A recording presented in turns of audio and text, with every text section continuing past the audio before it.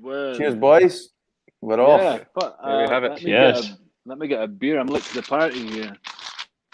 What we all scooping? What you guys got? Little gin and soda. Keep it simple to start with. Lovely. What was that? Nice. Mine's is Brewdog Lost Lager. Just a wee pils. Well, that's their best one. We'll have to pay for that Brewdog license now. I know. Greg Erickson is in the house. Let's see it, Eggman. Cheers, boys. Oh, cheers to you. Cheers, laddies. Cheers. We got Marion Bow all the way from New York City. Thanks, Marion. What's that, Marion? How's it going? So yeah, I guess we'll just wait and see. This doesn't give me any numbers or anything. Oh, it does actually. We've got 5. That's fine. Yeah. One person's here. We're rolling, so that's fine. But yeah, we'll let people join. Maybe 5:10. We'll see how it's going. But yeah, guys, half like a weekend from Wolves show. Exactly. Busiest show in the last 12 months, anyway, isn't it? Yeah, we're just speaking off air there that we're going to be discussing a cool little project we've got coming up. Not just that, like why we're doing that, other things that are happening this year. It's obviously been a crazy, messed up year for everybody, and not especially, but definitely for people in bands touring and stuff like that. Callum is in Canada. So yeah, there's been a bunch happening. So yeah, as much as we're going to structure tonight and have a couple of drinks with and stuff, this is something we've probably wanted to do the whole of lockdown, and we've all just had too much anxiety. Yeah, for We've sure. just been working on demos instead. So yeah, throughout this whole thing, if anyone wants to ask any questions, if anyone wants to add a comment in there, that please do. We'll just have a laugh with it, and Absolutely. if not, we'll just get the info out and bugger off. The last, even though we've not been busy on social media and busy on the platforms, we've been super busy behind the scenes, and it's gonna be an exciting year ahead for us all. So I can't wait to see you, man. I've actually not seen any of you. No, I saw Robbie. Rob, I saw you last July. Briefly. Yeah, it's crazy, isn't it? Yeah. And was that the Glovers? Yeah, absolutely, man. And I got my Uncle Buck from you guys and a bottle of rum. And yeah, I've not seen the other guys since. When was that? Kyle, wasn't your wedding, was it? It wasn't since then. Have we seen you since then? We had a little meet up in Glasgow just before I left. That little surprise get together in Redmond. So that would have been early January 2020. Shout out to Dave, Az, Taylor, Gareth, all joining us. Awesome. Great to see everyone. Yeah, we've had a good few of these video calls privately, obviously, and with a certain producer who we'll talk about soon. And there's been a good few that have went on to the small hours, and everyone's peeled off, and it's just been me and Callum's just seen my head like sleeping, and then just like leaving. So hopefully it doesn't happen tonight. I've got the advantage of the time difference, though, so it's to be expected. I don't blame you. Fair enough. Good man. Right. Do you want to get cracking? Do you want to wait till 10 past, 5 past? I'm easy peasy, boys. Anyone got any burning questions before we start while we're waiting for everyone else to join? Good, Rob. Good. Rob's good at this. Like, guys, we're not YouTubers, all right? We're not gamers. We're not young men. Callum is, but the rest of us aren't. This took us we had a little dry run the other night. It took us 2 hours, 45 minutes. I know. Fucking technology, man. I'm blaming Gage. He made it look like it was a 2-minute job in his little slick video. Streets of Gage. Yeah. So anyone's got any questions, fire them in. And even about tonight, anything you've ever wanted to know about Rob, how he gets the ladies, anything. This is a free. Callum looking like an extra from Vikings. I'll take it. Yeah, we'll take that. Yeah. I've got a question for Andy. Has he got names for his plants? How you doing, Kev?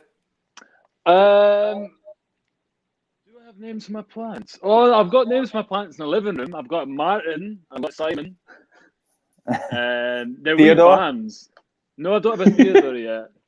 No, Alvin? I don't have a Theodore. Alvin? That's a good one. I like it. Guys, we've got some actual questions rather than us just. Thank goodness. Here. Thank goodness. Yeah. Right. Yeah. Here we go. As saying, Callum, how is Canada? Canada's overall pretty fantastic. Yeah, obviously strange time to settle into a new country, but it's been a pretty good experience. So yeah, very happy, all things considered. Probably the best year of my life, even though all this shit's been going on. So yeah, there we good. go. Man. That's quality, man. Great to hear. Yeah, That's what you want to hear, eh? other than seeing all the three of you, of course. Big hole in my heart there. When is the first planned show post-COVID? As soon as fucking possible. As soon as we can. Yeah. Who knows, man. Like, we get given that green light, then yeah, we'll get some stuff booked up. We've got some cool plans. Hopefully we'll go over to Europe again. Of course, we'll just do as many Scottish shows as we can as well, and English shows. But yeah, who knows? Yeah, for sure. We're away to talk about release plans. A couple of them tonight, and that's going to be the primary focus. But obviously, if before then good show opportunities come, we'll take them. We probably won't be hopping on the road for like the old school, like hammering the shows just to try and get the name out there. It'll have to be like, if there's some good show opportunities, great. If not, this year's about us getting back on our kind of release feet, if you like. So yeah, I think we should. Let's give it 3 more minutes. If the numbers start dropping off, then it's a bad mistake. But yeah, let's just wait till 10 past. So yeah, I don't know. Anybody else got anything they'd like to know before we could just have a wee catch up? Oh, hold on. Here we go.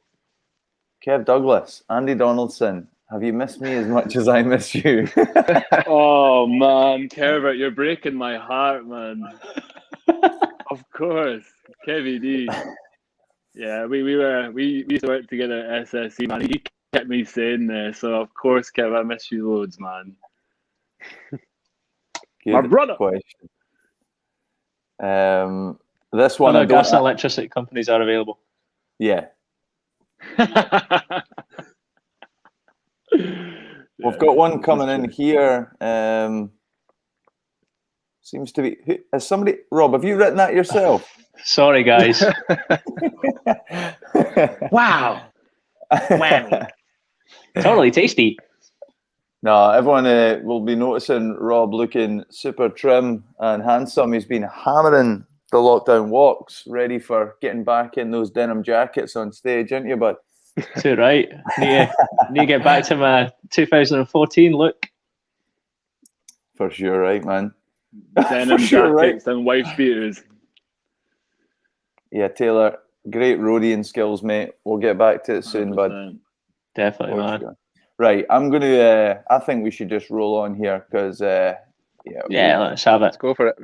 We've actually lost some people. Who cares? Right, okay. So what we are launching today is our first ever. Well, a little bit of a background. In the start of 2019, we'd been hammering for the 8 years prior to that. We'd been hammering as a band, and you'll have seen the podcasts, A Decade of Wolves, well, the different versions of the lineup. From start to 2019, we used every weekend, evening, holidays, in all these incarnations of the band to just tour, write, rehearse, release stuff. So in 2019, it was a year where Andy was starting a business, Rob was moving up his kind of career ladder, Callum was making these plans to move across the Atlantic for a year at that point, and I was going to be changing career, getting married. So we thought, right, this is a year we'll take. It's not the end, but it is a kind of planned hiatus, if you like. So we did that, and then COVID happened in 2020. So when we'd planned that, everything was going to be kind of getting back to normal, writing and stuff like that, obviously everybody knows what happened there. So it's been 2 years now, and not driven just by money, but financial implication is a thing. We've always been a DIY band, and that doesn't just mean like oi oi and 4 chords, you know, just because we have a different style. It's still DIY, you know. So we don't have any income to release new things, but we're not ready to call this a day just because of something as morose as money. So we wanted to bring something out. It's been 10 years as a band, and there's some songs that we feel were on their way to being the next album and felt naturally like they fit together. Those songs were the songs that were on Haunt Me, and the 3 subsequent singles, Keep Close, Wish Forever Was Today, and Always Be Mine. Now, every one of these songs on that EP and these 3 singles really, really explored feelings of like deep, deep depression, sometimes suicidal thoughts, you know, loss, anxiety, that were not just personal to me, but I know resonated with a lot of the guys in the band, and certainly with a lot of our fans, as cheesy as that is. I like to say friends of the band, whatever. Long story short, these people always asked for physical releases of the singles, and Haunt Me was asked for on vinyl so many times, but it wasn't something we were ever in a position to do. It costs so much money, as we've now found out. So we are launching Loon, which is the songs from that EP, Haunt Me, and those 3 singles, composed in a way that we feel flows in an even better way. It sounds so amazing. We've got the test pressings of the vinyl. We've worked with a Madrid-based artist, Rodrigo Serna, to make some beautiful merch, which has some imagery which is reflected throughout the music. And Andy's close friend, Ted Simpson, has produced some amazing photography that really fits on, moves from the Haunt Me vibe onto these singles. So again, we just felt like this felt like an album together. We'd been talking about for so long, this EP and those 3 singles felt like they were together. Had we not faced a global pandemic, we probably would have added a few more to them and maybe done that as an album before another one. All these reasons. But then what the pandemic did allow us to do, so we made the choice that that's what we're going to do. What the pandemic did allow us to do was to write like crazy. And I'd been amassing some demos for years, and they were sitting at kind of like 50 plus. We've had so many check-in meetings and like, you know, discussing like what gets dropped, what gets kept, what do we need to rework on. I like the chorus, not the verse. We pulled this down to 35 and then to 20, and we've finally got it to 17. And we can announce that we will be recording our 2nd album this year as well, pre-production, and then going down to Southampton with Neil Kennedy, producer that we love his work, and we've wanted to work in a residential studio for years. So we've got 17 songs that we know are our best work, and they come straight from the heart. We feel we're like a red wine. We're aging, getting better with age.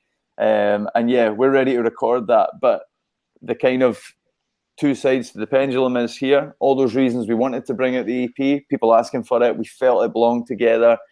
We've not done this in a way, and we'll show you the product in a minute. We've not done this in a way where we just retain as much as we can. It's not a single album sleeve where you stick it in and it's a black disc. We've gone for fold out, we've gone for handwritten lyrics, we've gone for this beautiful coloured mixed disc that all costs so much. Our profit reduces so much. However, we would never release something that we didn't think really was giving the people who like this band something for their buck. So to make that 2nd album, we'll need pre-orders for that at that time. But to even book the studio time, we've not been gigging. I've not been working for a year. We've all been absolutely screwed. So we would never just ask for money, but we need the support of the fans to get involved with this Loon campaign, help us get that initial buzz of money.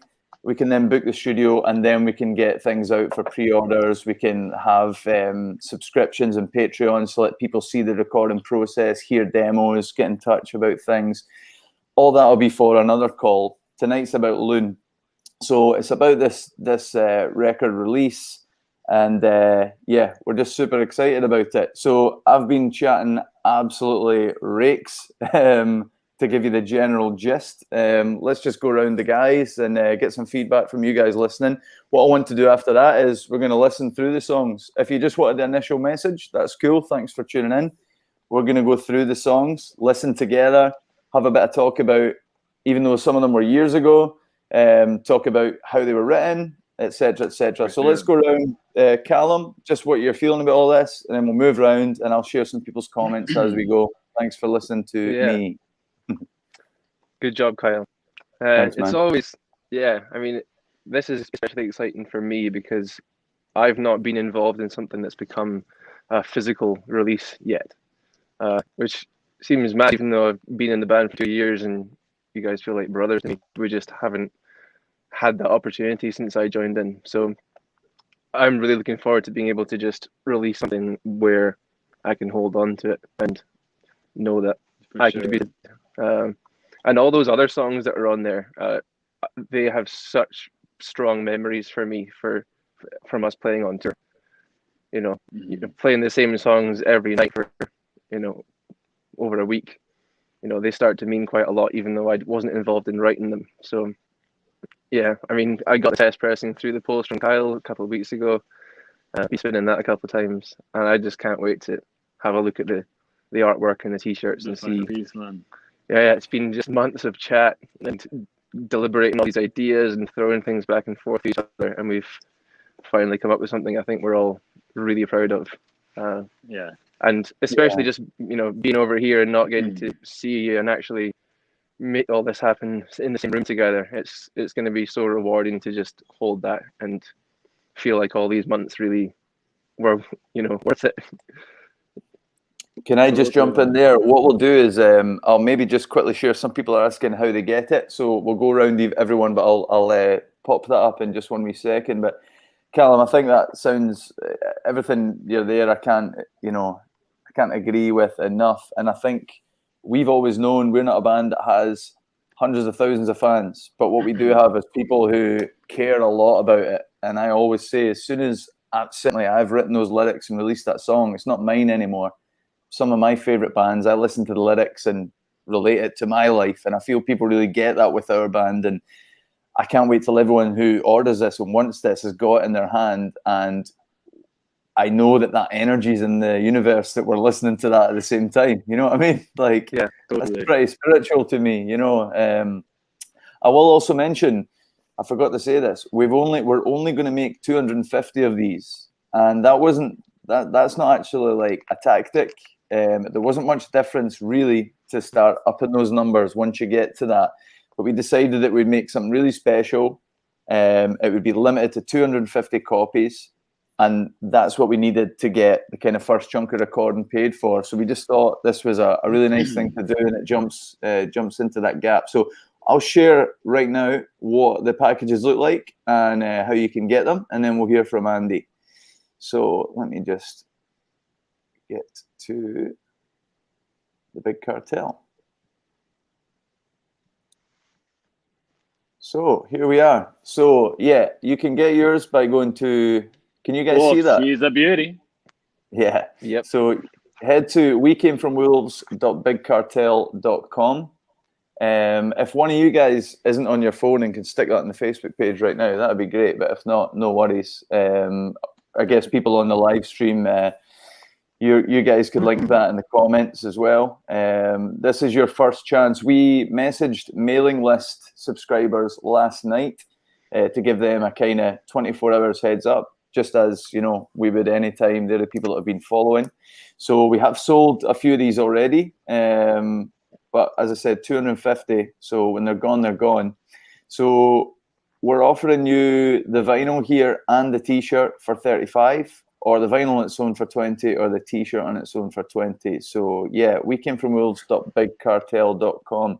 So this is our t-shirt designed by, the guy Rodrigo Serna, an amazing artist. He's done stuff for Rolo Tomasi, I believe Early Architects, loads of kind of hardcore bands, and he has a lot of imagery here about Loon and Roman goddess of kind of the feminine, and a lot of cool stuff here, which I can get into in another time. We like Romulus and Remus. We love the Roman kind of mythology.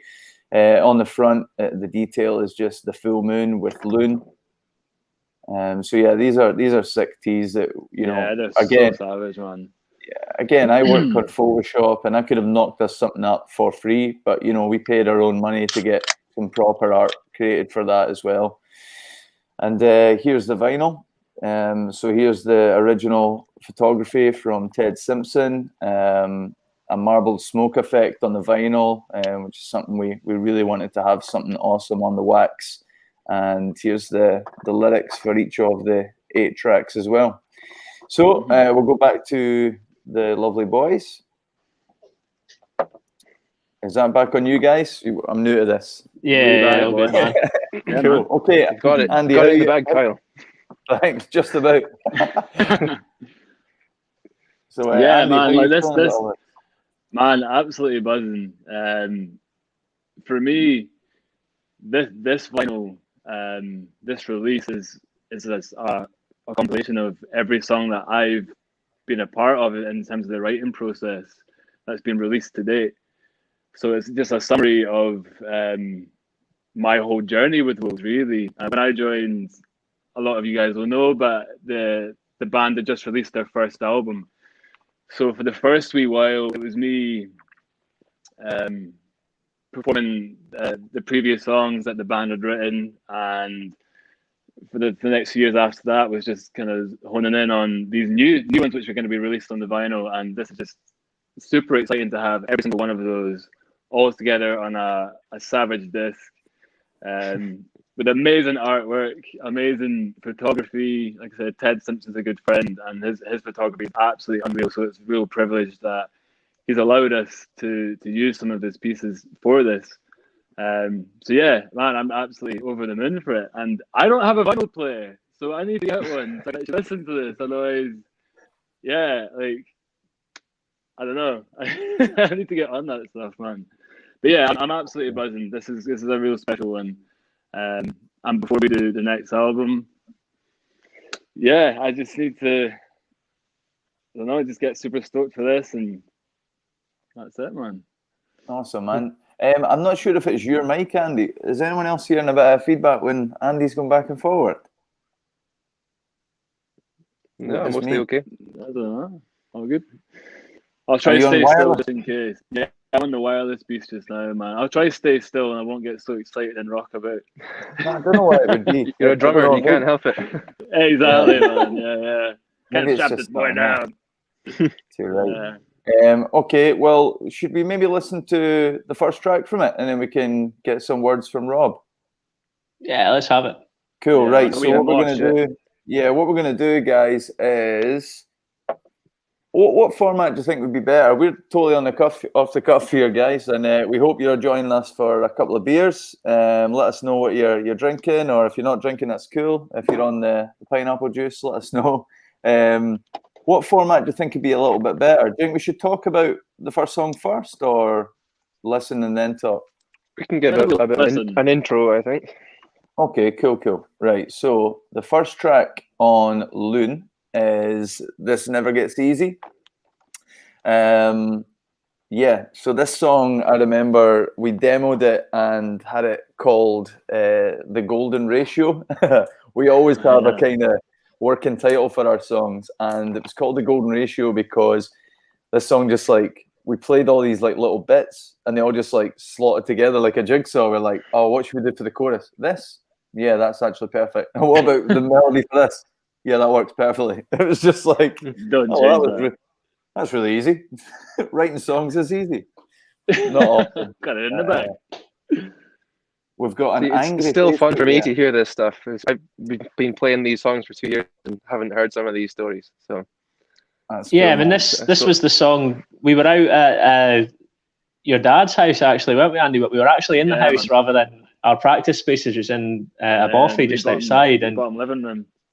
Yeah, and I remember this song. I think I was just playing that intro bass riff, wasn't I, Kyle? And you was, started playing some chords, and it was one of those songs where, for people who don't kind of know about songwriting or maybe aren't musicians, songs can take 5 minutes or they can take 5 months, and it doesn't mean it's an amazing song just because it's taken 5 minutes to write, or vice versa. But this one, genuinely, I think it was about 10 minutes, wasn't it? We had all the parts down, and it was just one of those songs that never really changed. Eva did it from when we initially demoed it and written it to recording it, which is quite rare. I think a lot of the times you'll get a song that's written and you'll maybe be playing it and refining it and working out parts and just kind of producing it yourselves almost in that demo process while you're maybe making a chorus shorter or doubling up a pre-chorus or a bridge or something. And this one, it was it just seemed to stay exactly how it was written. And totally. I think for me it's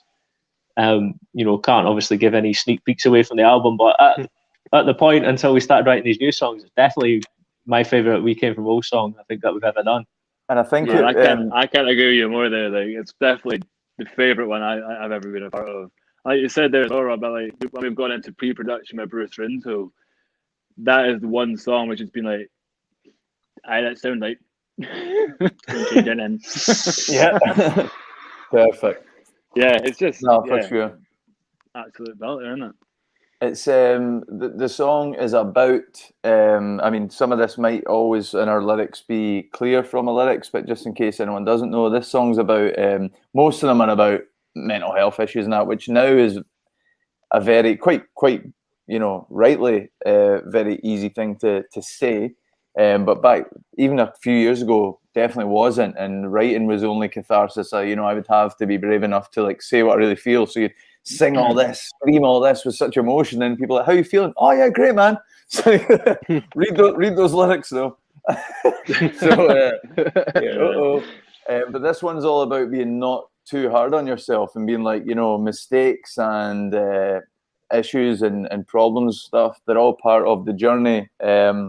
And you're going to waste your life and waste the time you have with the people you love most if you're constantly living in the regrets and pulling yourself over the coals, rather than like, we talk about I need a new hourglass, the sands of time, hold this time at bay, because all that's going away because I'm just stuck in my own head, like worrying so much about all that other shit. So let's listen to it together. And we're not here for a rush, so if you need to jump off, that's cool. We're going to go through these 8 songs and have a bit of chat in between. So this never gets easy, so we're going to, if you want to open up the pit in your living room, then please do. 100%. We encourage it.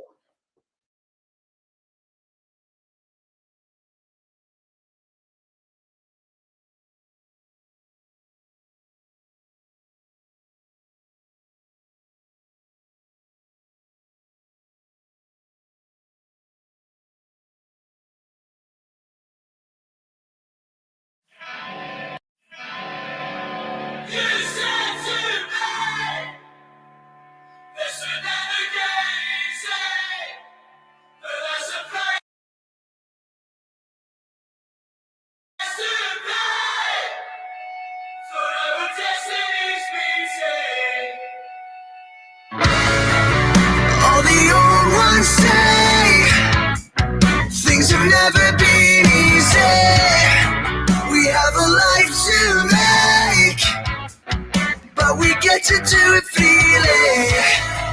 Own up to your mistakes, but there's no need to do it kneeling, 'cause they were yours to make. As long as you live from the feelings and grow.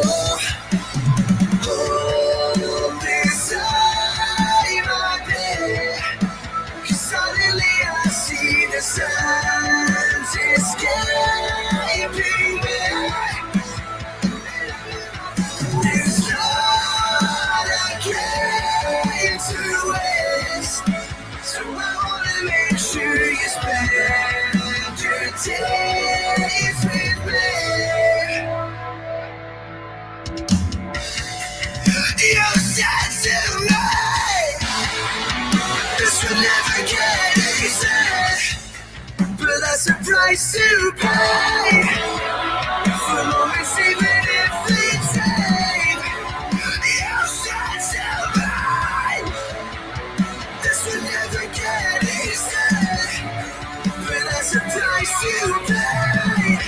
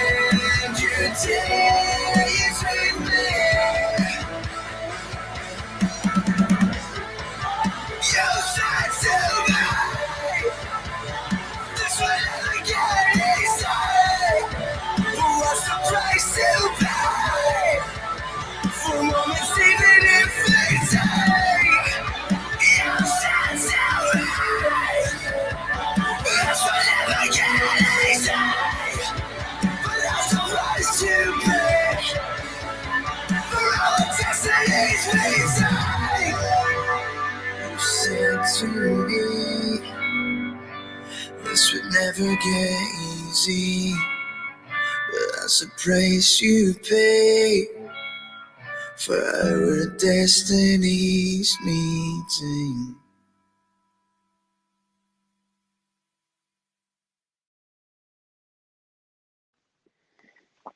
Banger. Stone cold Good to get you banger. screaming again, man. Yeah, man.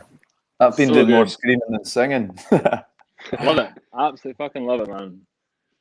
I still Well, can't we've help got but some- hear you back on horse immediately after that finishes. Oh, Just yeah. Takes me straight back to Absolutely. right at the end of a live show. You're covered in sweat, Yeah, barely any energy left, but you just give it balls with that last song. yeah. I will do, Eggy, man. Got the rest of the set to go. Needs more It's a kettlebell, shame. though. We've been working on trying to get something that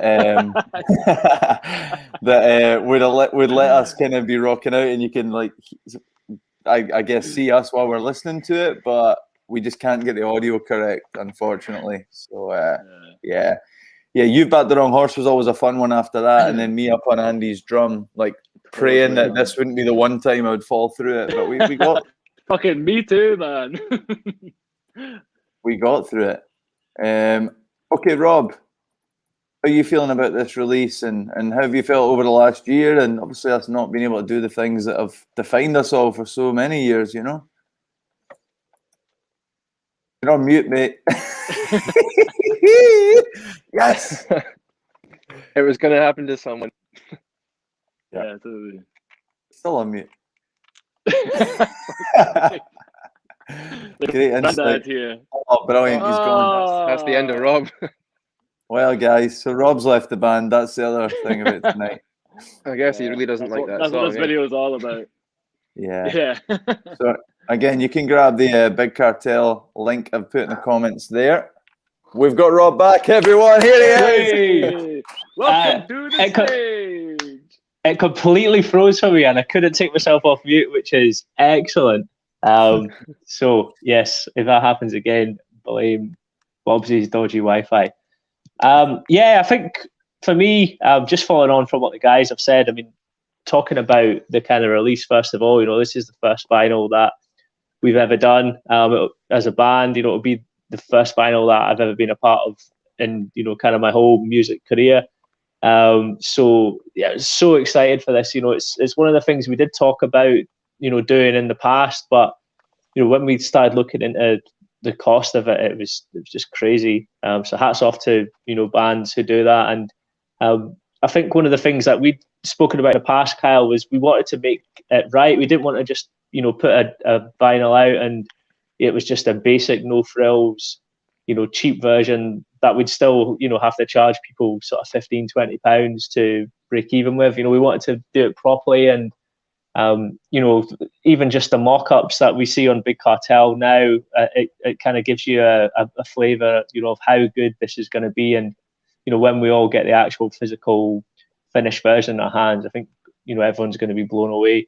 So excited to hear that. I mean, you know, like Callum was saying, we got the test pressings from the manufacturing guy, and you know, Kyle kindly sent them on, and been spinning that non-stop, to be honest. And I think it, you know, I've only ever heard these songs on Spotify or our, you know, our Bandcamp. I've never actually had the Haunt Me EP as like a CD, and obviously the 3 singles were just put out digitally as well. So just actually being able to sit down and physically have to put the record on, you know, drop the needle down and hear the static crackling before the first track kicks in. I think it's something kind of quite magical, and I think that's why there is such a big vinyl revival now going on, because it's just that tangible connection you've got with the music. You know, music has, I guess, become a bit disposable. You know, I saw a crazy stat recently that the average track length on Spotify before it skipped is something like 3 seconds, which doesn't surprise me at all. So to have, you know, something that we're really proud of, these 8 songs, to actually have that on a physical release, and you know, that we've got to physically put on, turn it over after 4 songs, I think it's great. So excited about that. In terms of like the pandemic and stuff, you know, just because we've not been that visible on social media, like we've touched on earlier. You know, we've done so much work behind the scenes. We've done so much planning, so much demoing, even just, you know, keeping in touch as well, in little Zoom calls and things. So even though it feels like, you know, I've not seen these guys for months and months, and, you know, I've not seen Callum since Kyle's wedding, I've not seen Andy since last July, I've not seen Kyle since, I think it was October, Kyle, when you last cut my hair. You can probably tell we fell in for this mop. Get my hair cut on Saturday though, to see the big man buzzing. So yeah, I think it's great, and I think just, you know, you kind of take for granted all the things that the pandemic has kind of taken away from you in terms of being able just to see your pals, or even just to get into a room and make music together. It's, you know, it's crazy how you just took that for granted. Like, let's go and practice, guys. And I know with how busy we were as a band, and obviously other bands as well, it's mad that has been taken away. Obviously, not to belittle the fact that, you know, it's had to happen for a reason. You know, unfortunately, too many people have died, or have got, you know, lasting, you know, kind of long-term complications from it. Not to kind of get too morbid and drag the tone down. But what I'll say, just to kind of round up, is, you know, I'm absolutely buzzing for this release. You know, the artwork is incredible, the photography that Ted's done, the design of the tee that Rodrigo's done, you know, even just the kind of style we've done, which is a huge credit to Kyle, who's, you know, kind of the creative director, I guess, for all our releases and things. You know, the handwritten lyrics in there. I think that the package looks so amazing, and I'm so buzzing to get this out, and, you know, to finally be able to see everyone and get out again and you know, get to shows. I noticed Biffy have got their Big Summer gig moved, so if you're looking for a support, boys, you know where to come. Simon's actually is he on the live stream? I was going to say, he told me he was tuning in. He's a few too many comments. I don't want him to look too keen, so I'll just share the odd one and two. I've got your back, Simon, don't worry. Nice one. Right, so next up on great words there, Rob. A lot of people in the comments loving that. Yep. Kev saying he'll buy a t-shirt as long as Andy wears it for 24 hours first. Man, you're a brave man. The price is going up though, if that's the case. Yeah, so next song on this vinyl selection, Loon, is Keep Close. It would be daft to try and suggest this is anything other. It's quite clearly a song about loss. I wrote this one when my dad passed away, so it's kind of bittersweet because I hadn't picked up my guitar at all when that happened. So that's, you know, a couple of years ago now. What are we talking, like, maybe? It's shocking I don't know this, but it's not really something I like hark back to. But I guess pandemic's made another year. I think we're probably 3 years ago. I hadn't played my guitar at all. I'm really lucky enough that I've got this place out in Rannoch in the Highland Perthshire that I'm able to go and do my writing. And I started doing that. The first song I wrote there was Places Unfamiliar, which we'll come to later on. And it was just this release of not having to just wait for little moments in a flat where people are banging on the roof, you know, your ceiling if you're too loud and you can only write at certain times. It just wasn't creatively inspiring for me. But yeah, I got to go to this place, and I didn't have an acoustic guitar. I'd been borrowing one off Rob for years. I'm not really a guitar player. I write songs from melodies, for vocal melodies, and I just wrap something around it. It's not anything I'm embarrassed about. I'm not a pure technical guitarist, but I nail what I need to play. So anyway, I went and treated myself a guitar because obviously it'd been a fucking rough time. And Callum came with me because he is a phenomenal guitarist, and I wanted his, has an opinion on what to do with my budget, things like that. So we were sitting down in a guitar or something like that, and I just started playing these chords, and instantly was like, "Fuck, that sounds nice." So I bought the guitar. I was going to Rannoch the next day. I got home and I went, "I'm going to play those chords again." And again, like track one we just listened to, I sung a vocal melody and instantly knew that was it. Fast forward, going to Rannoch, and honestly, start to finish, about, other than the verse, which I wasn't quite sure of, and I went and sat in the sun with a coffee and got it, it was probably start to finish about an hour. And I demoed it that night, and all the boys have obviously heard that original demo, And it was the first and last time, and there's no shame in crying at all, but sometimes I feel things so deeply inside, but it doesn't come out. It's the first and last time that I've actually cried when recording a song, but like it was like this outpouring and release, and I've spoke to people close to me since that time. And it really felt like he was like a lot more with me, like as if it was like, yeah, don't worry, laddie, like I get it, you know what I mean? And yeah, like crying in that song. I remember like crying, finishing the take, and then just sitting there like laughing. I'm fucking sitting in this beautiful place, pitch black. I've not looked outside for ages. I'm sitting here greeting because I just wrote a song, and I started laughing to myself again. Then cried a bit more, but then, you know, knew we had something there. I knew that song was all about feeling. I knew that song, there was nothing pretentious about it. And yeah, I'll spin it in a second, but I know you guys, it's so personal to me, but I know you guys feel a lot of emotion for that song as well, eh? Yeah, we felt that as soon as you sent us the first demo. I think all of us immediately just kind of simultaneously wanted to sort of sing your praises for it, but also didn't really know what to say, because it was just kind of the song was saying it all.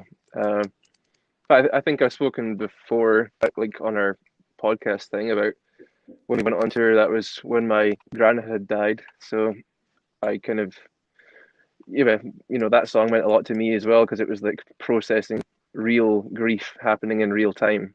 So it was like, you did the job of writing the lyrics for me, and it's obviously a very different circumstance, and there's a very personal story for you. But yeah, I think everyone kind of can feel what that song is meant to be saying, and yeah, it's definitely one of the ones that's stuck with me ever since then. Like you say, I mean, sure, someone will jump in to say something here, but like I said before, man, like when you've given that song everything you have, it is everybody else's as well. Like that song does belong to you, not just because you're in the band as well. Like the guitar, the guitar that's on that is unbelievable. And as much as the lyrics are obviously personal, and the chords, the production, the bass, the drums, everything's thoughtful behind it. And you know, your lead parts in that 100% bring me just as many goosebumps as anything I'm saying, you know. So yeah. Oh. Do you guys want to add anything, or are we going to listen to that? Let's go for a wee listen, man. Let's do it. So everyone mute. Have it.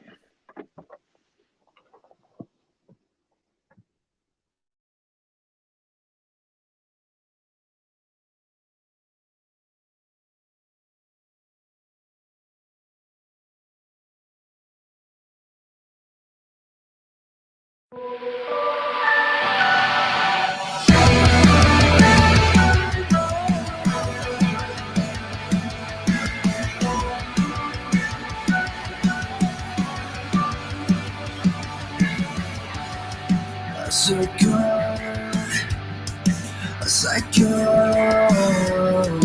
a life gone too soon. A loner, a summer, I feel closer to you. Never talking about you. And we're talking about all the things, everything we went through. I should have kept myself close,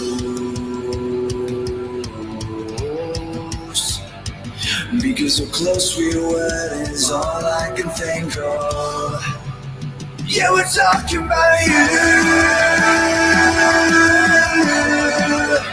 and we're talking about all the things, everything we went through. I should have kept myself close, because so close we were is all I can think of. Looking through photographs of you, I can't help but feel the shiver. There's no life, apples of your eye. You've been so proud of my sister. Now we're talking about you, and we're talking about all the things, everything we went through. Yeah, we're talking about you. we're talking about all the things, everything we went through. I should have kept myself close,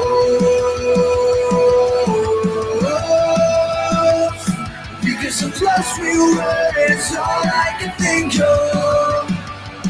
Now we're talking about you.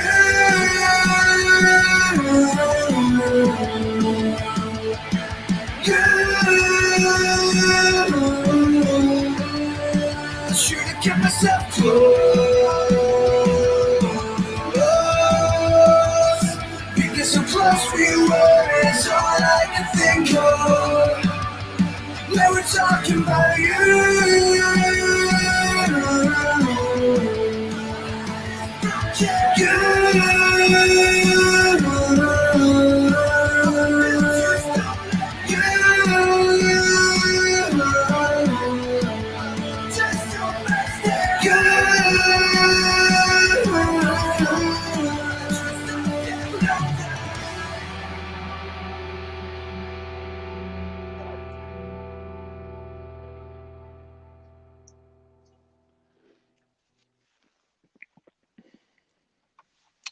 There we go. Yeah, I think that just hits you right in the feels, that song, doesn't it? And I think, not to blow like huge amounts of smoke, up you, Kyle, but it's well known that you're an absolutely incredible lyricist amongst a million other talents that you've got. But I think what's a really, really difficult thing to do is to convey emotion that's in a relatable way. Like a song like that, it could have been written in so many different ways, and I'm not for 1 second saying it's a simple song at all, but I think the message is very clear, and the fact that it's so relatable, I think is one of the most beautiful things about that song. And yeah, I think it's criminal the fact we've only got we played that song a couple of times, haven't we, live? Not as many as the rest of the ones on Loon, but certainly, when we get back to playing live, can't wait to play that one. For sure, yeah. I appreciate the words, man. Yeah. I don't know if there's anything to add there, but I think with that one, it was very aware of, and I didn't have the energy or heart, like mental. It needed to be written, whether that had. You talk about there whether a song takes 5 minutes or takes 5 years. Sometimes that happens. It's not really a reflection on how good the song is. Just sometimes it doesn't fit. It's not ready to be finished. Like I feel that, I'm more like a receiver. You just get ideas when they come. It's not that I sit and try and write something. It has to just flow.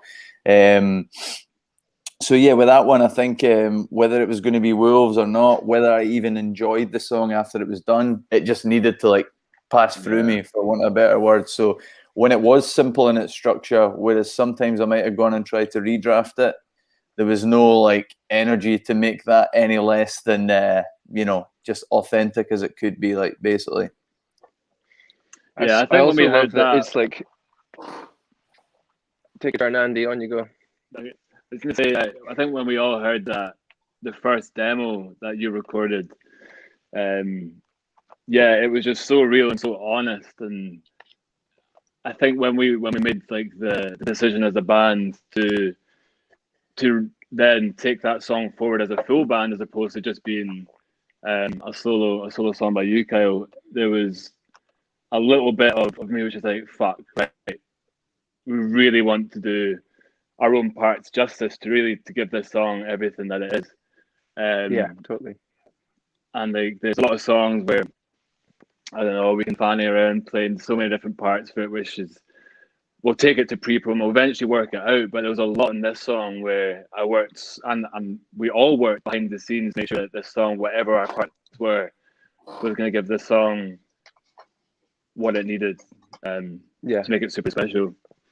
Mm-hmm. And it also reminds me, man, like, because editing the Wolves tour video, listening back to it there, that's one of the songs which plays over the tour video, and it just totally reminds me, man, of like the fun times we had in Europe as well. It's also not just, obviously there's the meaning behind the song, which is fucking incredible, but it also just reminds me of just the boys and being on the road and all the good stuff aside as well. You know what I mean? Like, there's so many. Yeah, that's what I was thinking. That like it's so easy to, well, not easy, but it's, you know, you'd often think a song that's about that kind of thing would be slow and thoughtful, and maybe be like an acoustic version, just Kyle and a guitar. And I love that this was just immediately brought into the fold as like, no, this is full band, full energy, potentially one of the most like maximum effort right from the beginning all the way through to the end songs that we actually have. There's barely a chance to breathe in that song. Totally, I think that actually makes me feel more of what grief feels like than sort of deliberately slow, depressing songs, you know.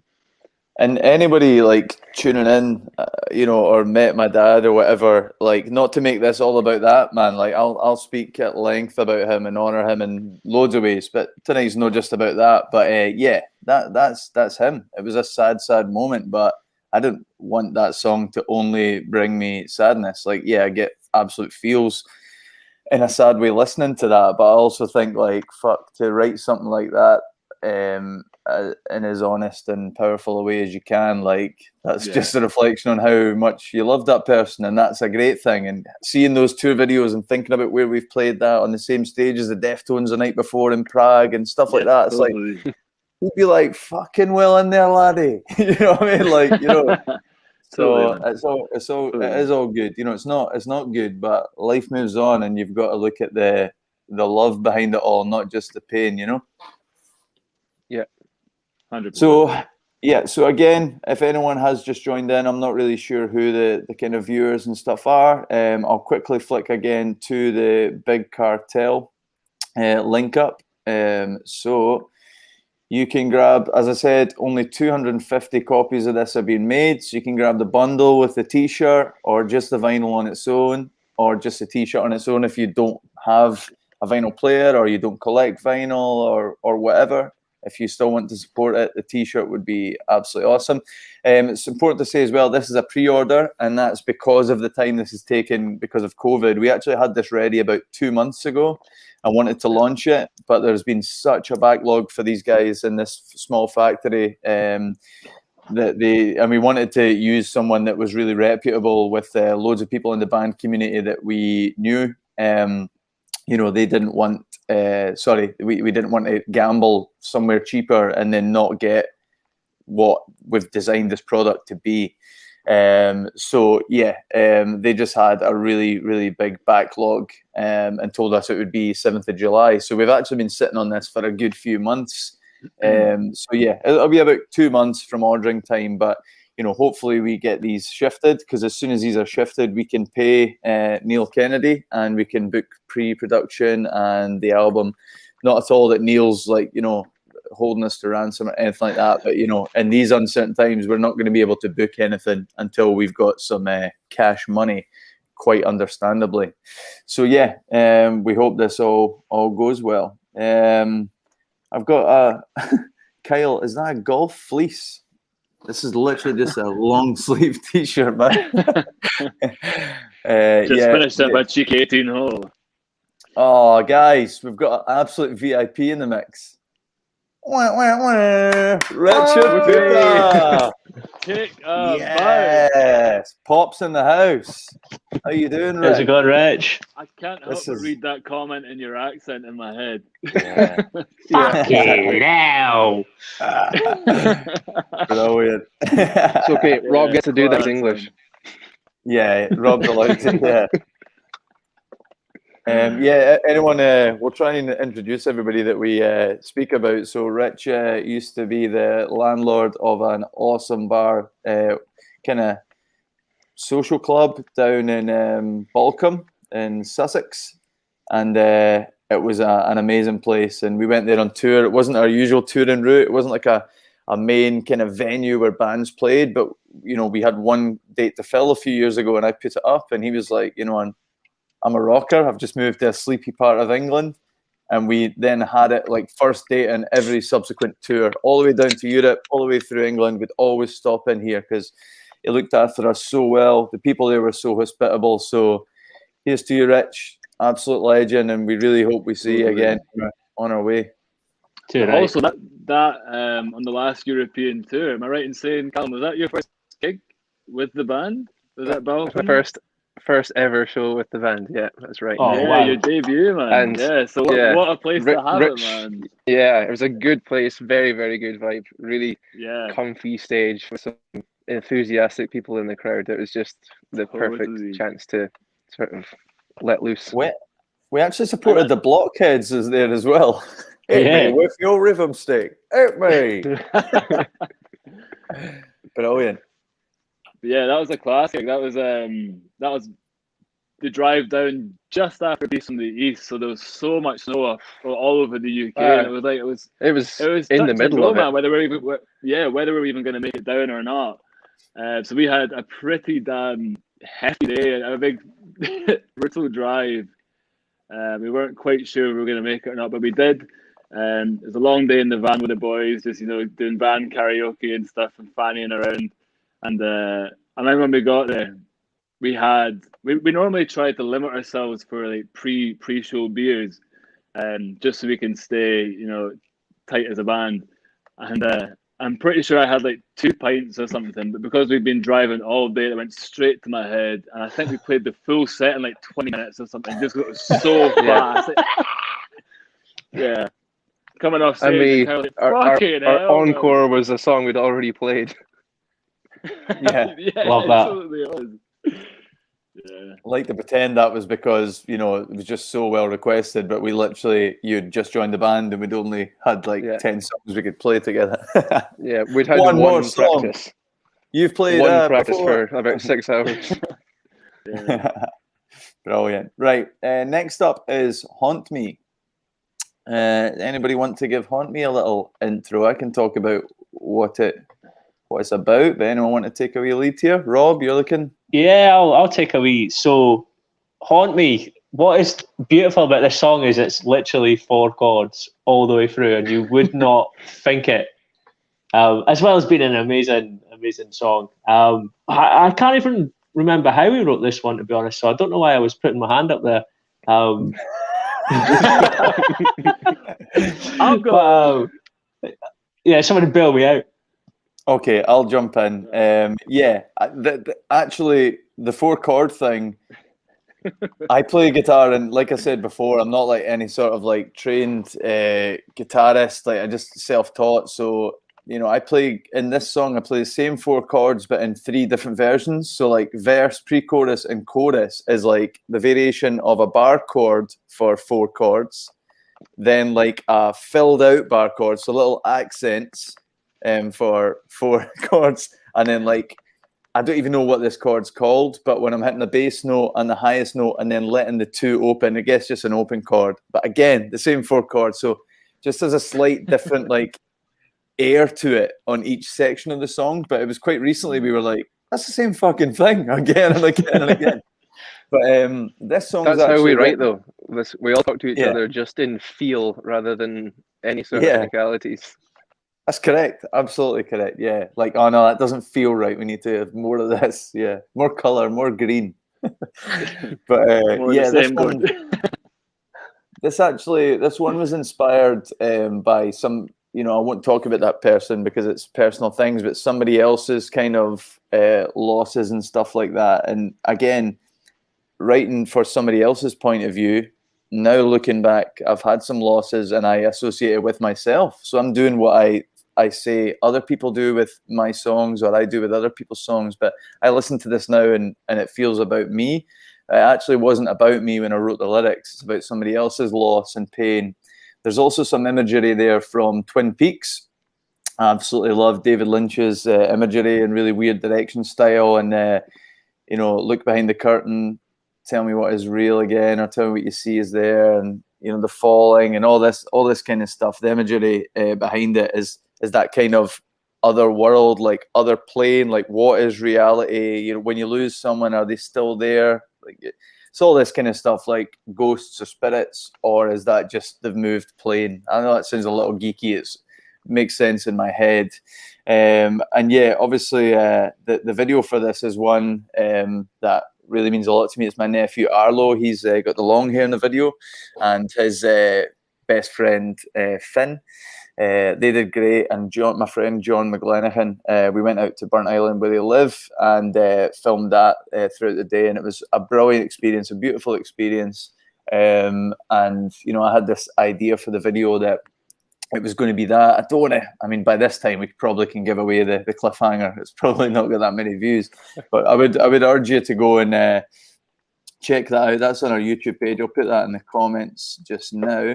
But yeah, it really explores that. You know, as someone who you lose, are they gone? You know, I guess that make up your own kind of add on to that.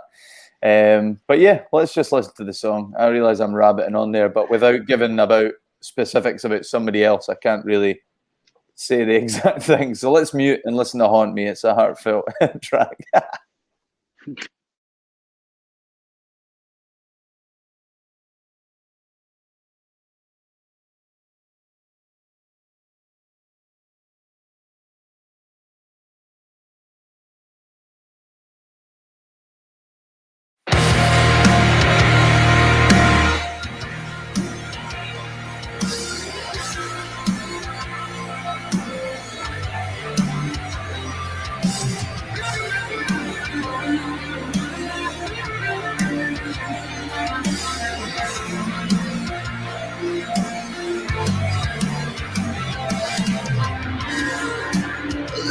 I can't find you. My dreams, I see you there. With eyes wide open, I watch you fall, screaming, earn. So I just can't wait to get away. 'Cause all this time, and all it takes was heavy on my mind. And I can see how bright today. Kept saying you need me, you kept saying you want me, saying you're never there for me. The melodies only told me, and now I feel you haunt me. 'Cause I've been seeing you in my sleep. Look behind the curtain, tell me what is real again. My heart's been broken since the start. I'm falling apart, so I just can't wait to get away. 'Cause all this time, and all it takes was heavy on my mind. And I can see another way. Kept saying you need me, you kept saying you want me, saying you're never there for me. The melodies only told me, and now I feel you hold me. 'Cause I've been seeing you in my sleep.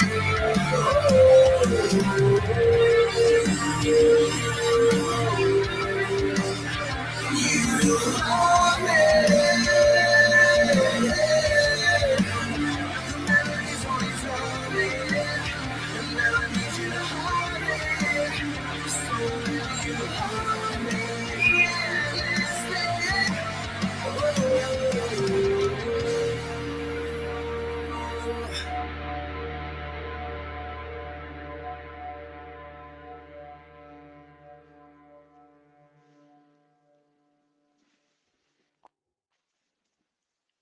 Haunted Muse. So good, man. Hello, I'm back. Hey. There's something really weird, like some gremlin. As soon as like you hit play on like the screen share, my screen just freezes, so I need to leave and come back. Rob's brother has hit the nail on the head there. Is he giving us a sneak peek into how my nephew came about? Just what to say, Michael, is that a little bit of an insight there? How Yorkshire babies are made. But no, like a lot of feeling, a lot of vibes in that. Like I don't want anyone to think that, I mean, because I wrote that from someone else's point of view, I don't have those feelings behind it. It's a very personal song. I just can't get into too much details, but yeah, it's just about other people's loss that's close to me. But yeah, I love that song, and again, another one that wasn't really overthought. Probably for anyone who cares, maybe no one. That's probably the vocal performance I'm most proud of. It's not like the top of my range or anything like that, but there's like falsetto in there, there's like a grainy kind of mid-tone, there's low, really subtle, to me, interesting and not obvious harmonies, and very, very little editing. I worked hard to like lock all that in. We've got a question here. Didn't some random guy cover Haunt Me? It's a really weird one. It's what were they called? Is it Nightmare or something by Cherry? There's this like anime looking thing, and it's a YouTube channel where there's like 250,000 subscribers, and they just speed up kind of rock songs, and they usually use pretty famous ones. So we got we got somebody saying, we got all about that. Yeah, totally, me too. Someone's like, "Oh, Cherry's covered your song." I was like, "Fuck's Cherry," and it sounds like sounds like Hayley Williams basically is covering it, and I was cool with it. I wrote to the guy and said, "Hey man, like a wee link wouldn't go amiss, like you've not asked us, so if you could maybe just show people where to hear the original." That was the only thing. But listen, if people are listening to our tunes, I think we gave up trying to make money off it a long time ago. Again, this goes for this vinyl too. Every penny, guys, is literally so we can make you a second album. If you want a second album from us and you can afford £20, it would go a long, long way to speeding up this process. The songs are there, 17 tracks ready to record, but we need that income. So we hate asking this. We thought about a Just Giving, a GoFundMe and stuff for years, and we just cannot bring ourselves to do it. I'm not knocking anyone who does, but we're not going to offer you bass lessons from Rob or fucking vocal lessons from none of that bullshit. We're bringing you a lovely package with some fucking heartfelt songs that sound amazing on wax, and that'll help us make the second album if you'd like to hear it. Nightcore, Taylor says that's who did it. Ah, sweet. What a name. Yeah, I guess like Nightcore. 20 quid, that's probably going to be the price of a pint when the pubs are back. So what would you rather buy, one pint or an amazing vinyl or an amazing t-shirt? I mean, it's a no-brainer for me. Yeah, so yes from me, Jim. I just realized that people can see us when we're listening to the tunes. Yeah, we're down like the wee side. That's what I've been like rocking out. I've been doing some questionable things now, but that's cool. Okay, right. People asking me to post a link again.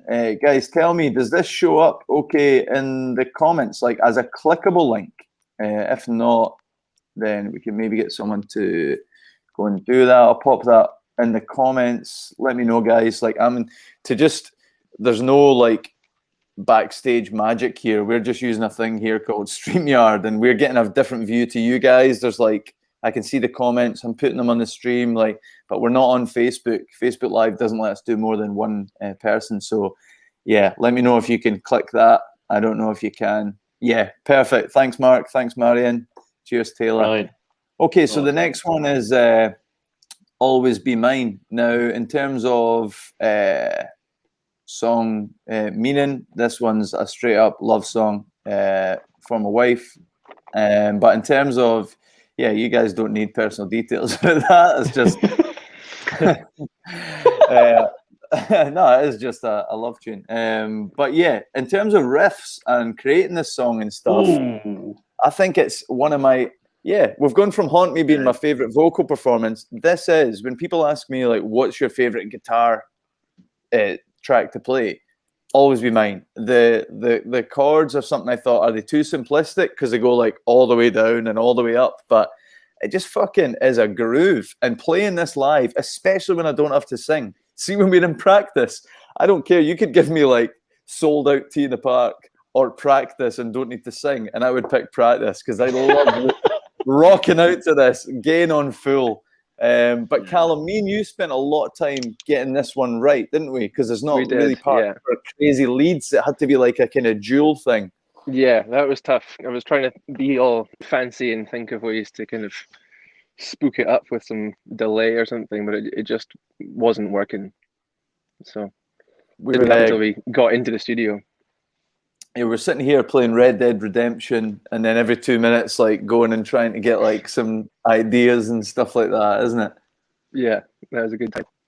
But then, yeah, when we finally got into the studio, it was, I had a sort of idea of what I wanted, but not totally sure how to execute it. So I think myself and Bruce's brains combined and made something pretty good out of it.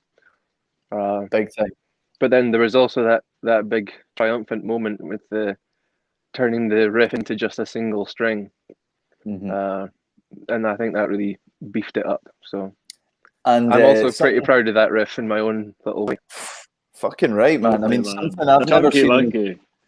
I've never seen this in my kind of time in the band, where we play a whole riff and then we had to like down tune to like drop A for like one note.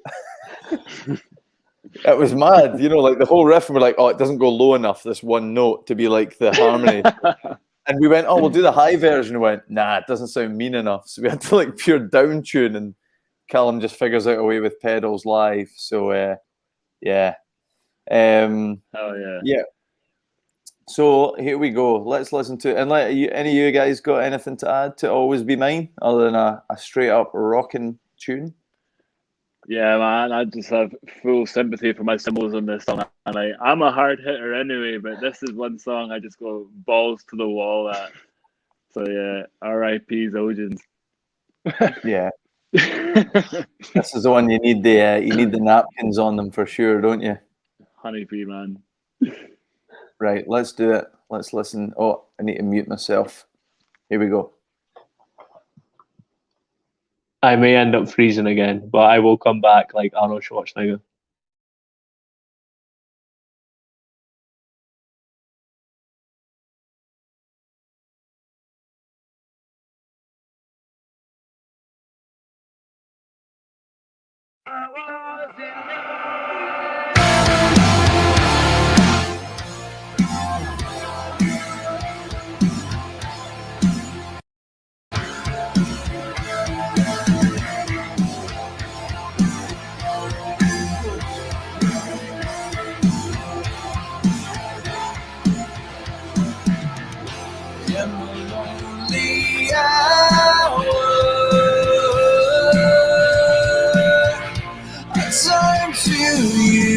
Cause you give me the power. You pull me through.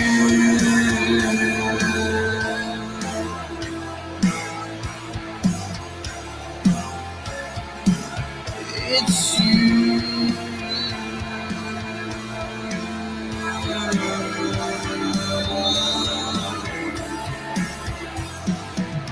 And when my thoughts turn back again, you take my hand and try to stop me unraveling, killing me softly.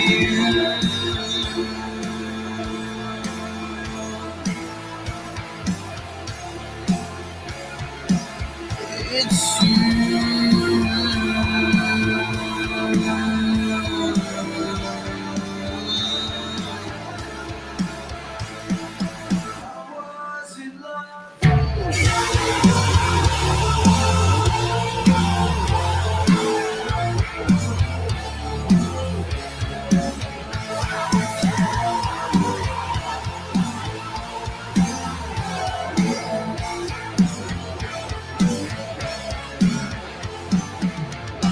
Always used to break that side of mine. Always had me feeling left behind.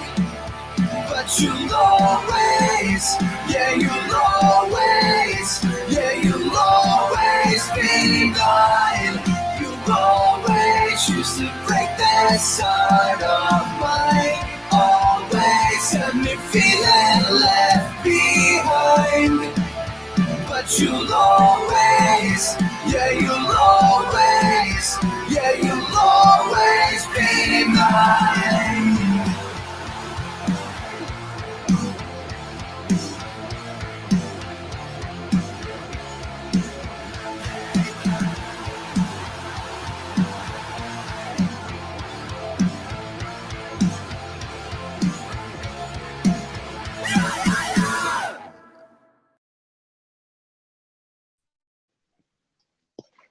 That's a good time.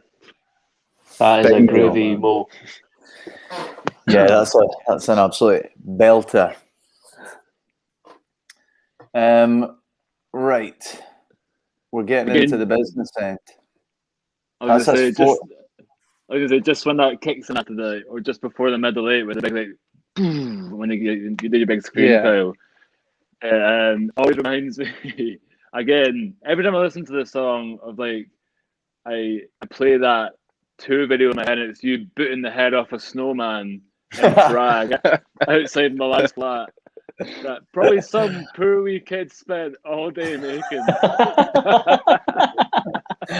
Yeah, that was we were going to our digs. We played an amazing show in Prague and then a long drive to get somewhere out to stay with Andy's friends, and we rocked up there, and there was this beautiful snowman, and for some reason like van fever had just hit me and just walked past it and just took the he'd clean off it. Van fever is a real thing though. You've got to get it out. Better that than kicking his kitchen sink when you get inside. Yes, correct. Yeah, lads, I'm going to have to, as professional as this is, I'm going to have to take a gentleman's break at the toilet. Setting the scene, though, can you guys let them know kind of how we've been working on the demos and stuff and the process for the next album? For sure, man. Mm-hmm. It's actually been quite a stressful process, but in a good way. You know what I mean? I think like the four of us, like we've got, even though we're all very similar, we've also got complete opposite styles at the same time, but which isn't a bad thing. But it also makes it that's very never difficult. Been more obvious to me. Yeah, man, it's made it really difficult to come to conclusions on what we should be writing, or not necessarily what we should be writing, but what comes high up in the list of what we all like. So I think, like I said at the start, we had 50 demos to start with, and trying to get that narrowed down to 17 that we're at now. It's been fucking hard. Jesus Christ. Oh man, yeah. Like I kind of feels like Rob and I are on the very much the same level with what we like, and then Callum and Kyle got very similar tastes as well. We're just more emo than you guys. You just like big fat riffs, and Andy, you just big any song that's fast, you'll just fall for it. I can see it a mile off. 100%, man. It has to be on the record. Yeah, and I can see the appeal. You know, it does make it a tougher process, but I think when we all boil them down and finally get round to agreeing on which ones actually mean the most, then it's very rewarding. And I've never quite gone through that kind of process where you really have to take other people's opinions to the point where you just have to let go. I'm sure there were a few in all of our cases where we thought that's maybe one of my favorites. It has to make it on there. But then as a band we don't agree on that, it's like, well, yeah, got to let it go. That's not what we're going for. I enjoy playing it, but that doesn't mean it's a good song for us band, you know. Yeah, no, I totally get you, man. It's funny because you said you've never been a part of a process like that. Like, I'm the exact same. I mean, it's going back a long time, but like my high school band, if we wrote a song when we recorded our album at Clearwater Studios in Perth, if you wrote a song, it was just assumed that, okay, well, that's on the album now, regardless how shite it was. Exactly. Yeah, because you were scrambling for content. It's like, you can reach 12 songs. Yes, I've got an album. I'll tell you what, we'll write that and then we'll do it in acoustic as well. That's 2 tracks. We're filling up the album quickly, boys. That's how it was like. Yeah. So yeah. Plus the Slipknot cover, of course. That'll sort it out. Oh, definitely. You can't leave that out. I think there's like, you know, the songs that we've got, the 17 songs, there's some absolute incredible songs that haven't even made, you know, the kind of pre-production list. So, you know, there might be some bonus content. There may even be some giveaways, and if we come to do pre-orders and things. But yeah, definitely, I think the songs that we've got, the 17 are unreal. And I know every band, oh, this is the best songs we've ever written, man. Every band says that. I don't know how many bands believe that, but I genuinely believe that these are the best songs that we've ever written. And I'm really excited for everyone to kind of hear them when they come out eventually. But yeah, the demoing process, it's been brilliant, hasn't it? I mean, it's great just to be like creating music again with each other. I was kind of playing a lot of guitar and doing a lot of covers and that during lockdown, but I wasn't really being creative in a way of where I was, writing my own stuff or doing the band and writing parts and things. So to get back to that has been a real kind of breath of fresh air and really just kind of invigorated you again, and just giving you a buzz. The heavier parts are heavier, and the melodic parts are more melodic than they've ever been. But really, it's been interesting coming out, because I think the three of you all kind of got into recording a lot of these fairly early on after I'd left, because we weren't really sure what was going to happen in that way. Mm-hmm. So when I first got some of these demos, they were like fully formed songs. So that was a really fun way to sort of slot myself into the demoing process. It was like, okay, you've all got it completely figured out. I'm just going to have to bounce off of that.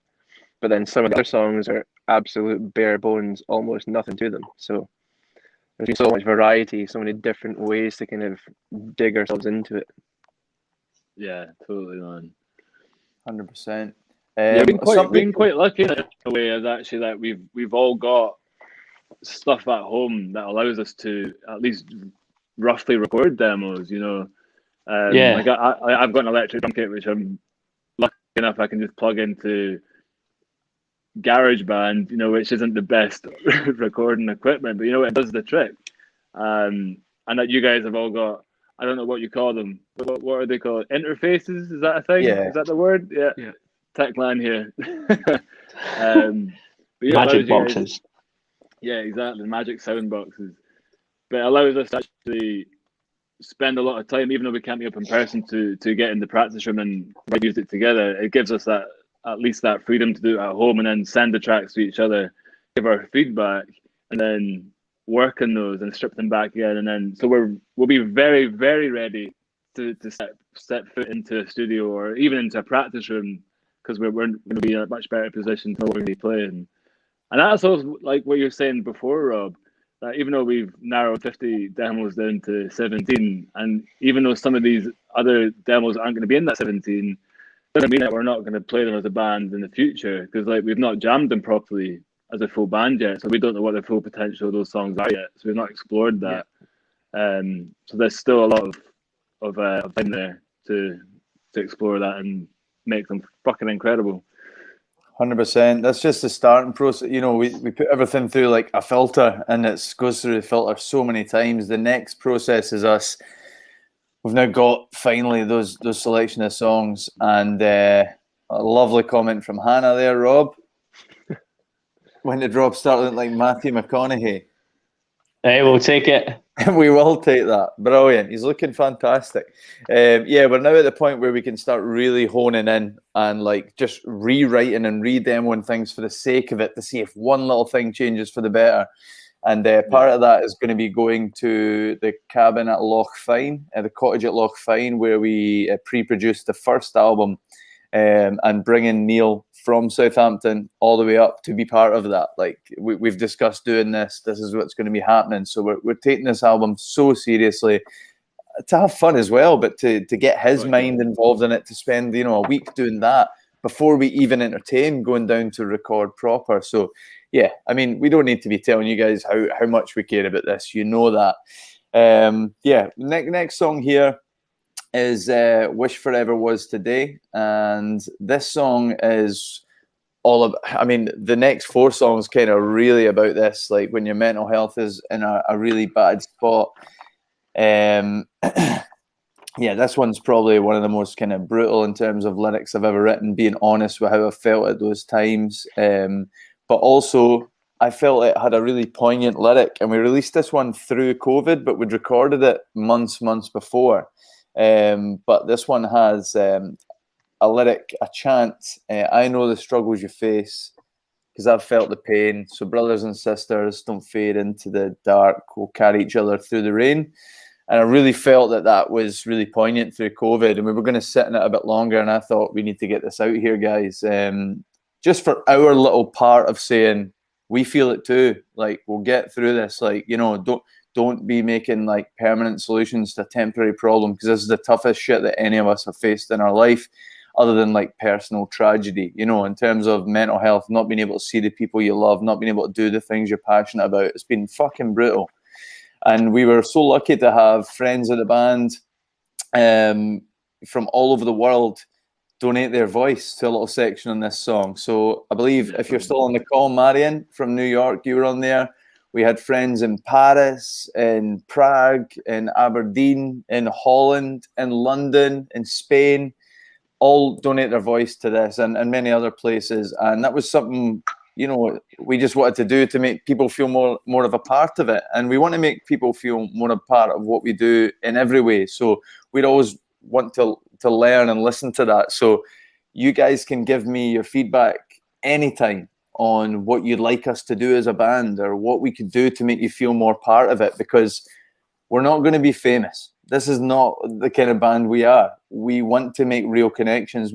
My ambition is to have one of you guys listen to one of our songs and think, that's my favorite song in the world.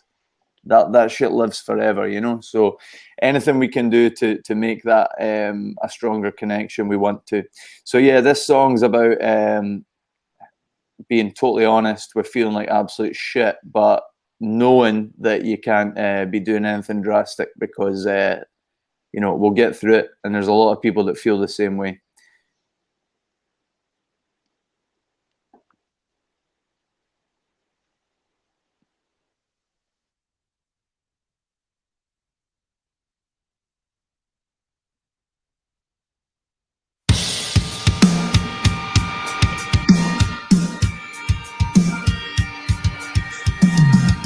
It's such a shame when all your best friends are ex-friends, cause the things that came between us, you didn't believe what I said. I wished it happened differently. And it's such a shame to place the weight of the world in the heart of a girl. She shows her blame and soldier on through. I wish that things were different with you. But you can't just to take, and it breaks me again. I remember all the things you said. I sit and I cry, and I wonder why relaxations are taking so long. Understanding where things had gone wrong. I've wanted to die for the longest time. Figured everyone does, I was wrong. And I was broken till you came along. But you can't just to take, and it breaks me again. I remember all the things you said. Like you'd move if I said that I want you to stay. I wish forever was today.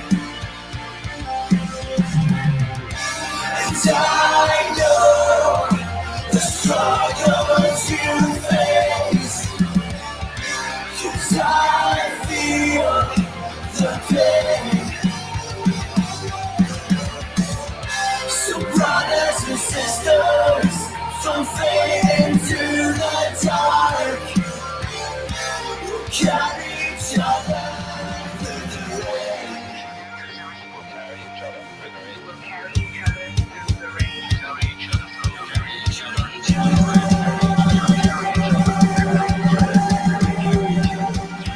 Carry each other through the rain.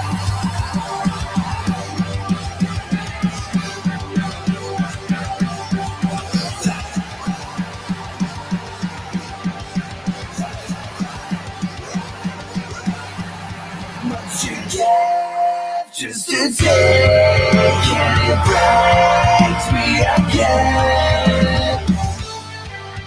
I remember all the things you said, like you'd move if I said that I want you to stay. I wish forever was today. Was today.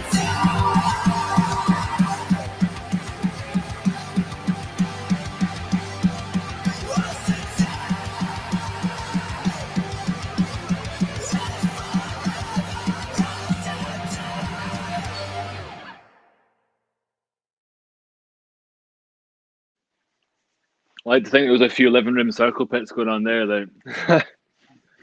Yeah. So. I tell you what, that is the best James Bond theme that has ever been written. I think that every time. The strings. There's one here though.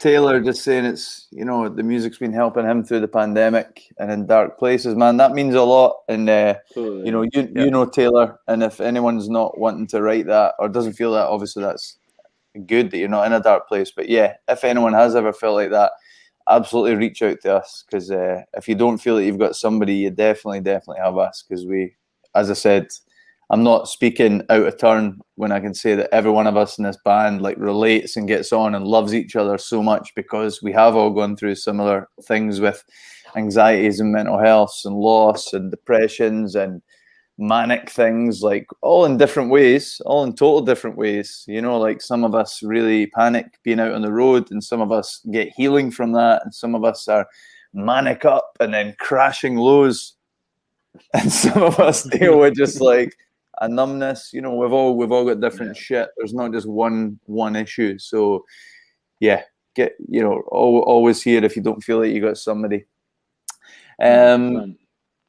So on this, you know, 10 years as a band, which is pretty crazy, obviously not in this lineup, but this lineup is the longest lineup we've ever had. So everyone here is the longest running members. But cheers to that. Yeah, that's pretty cool, Definitely.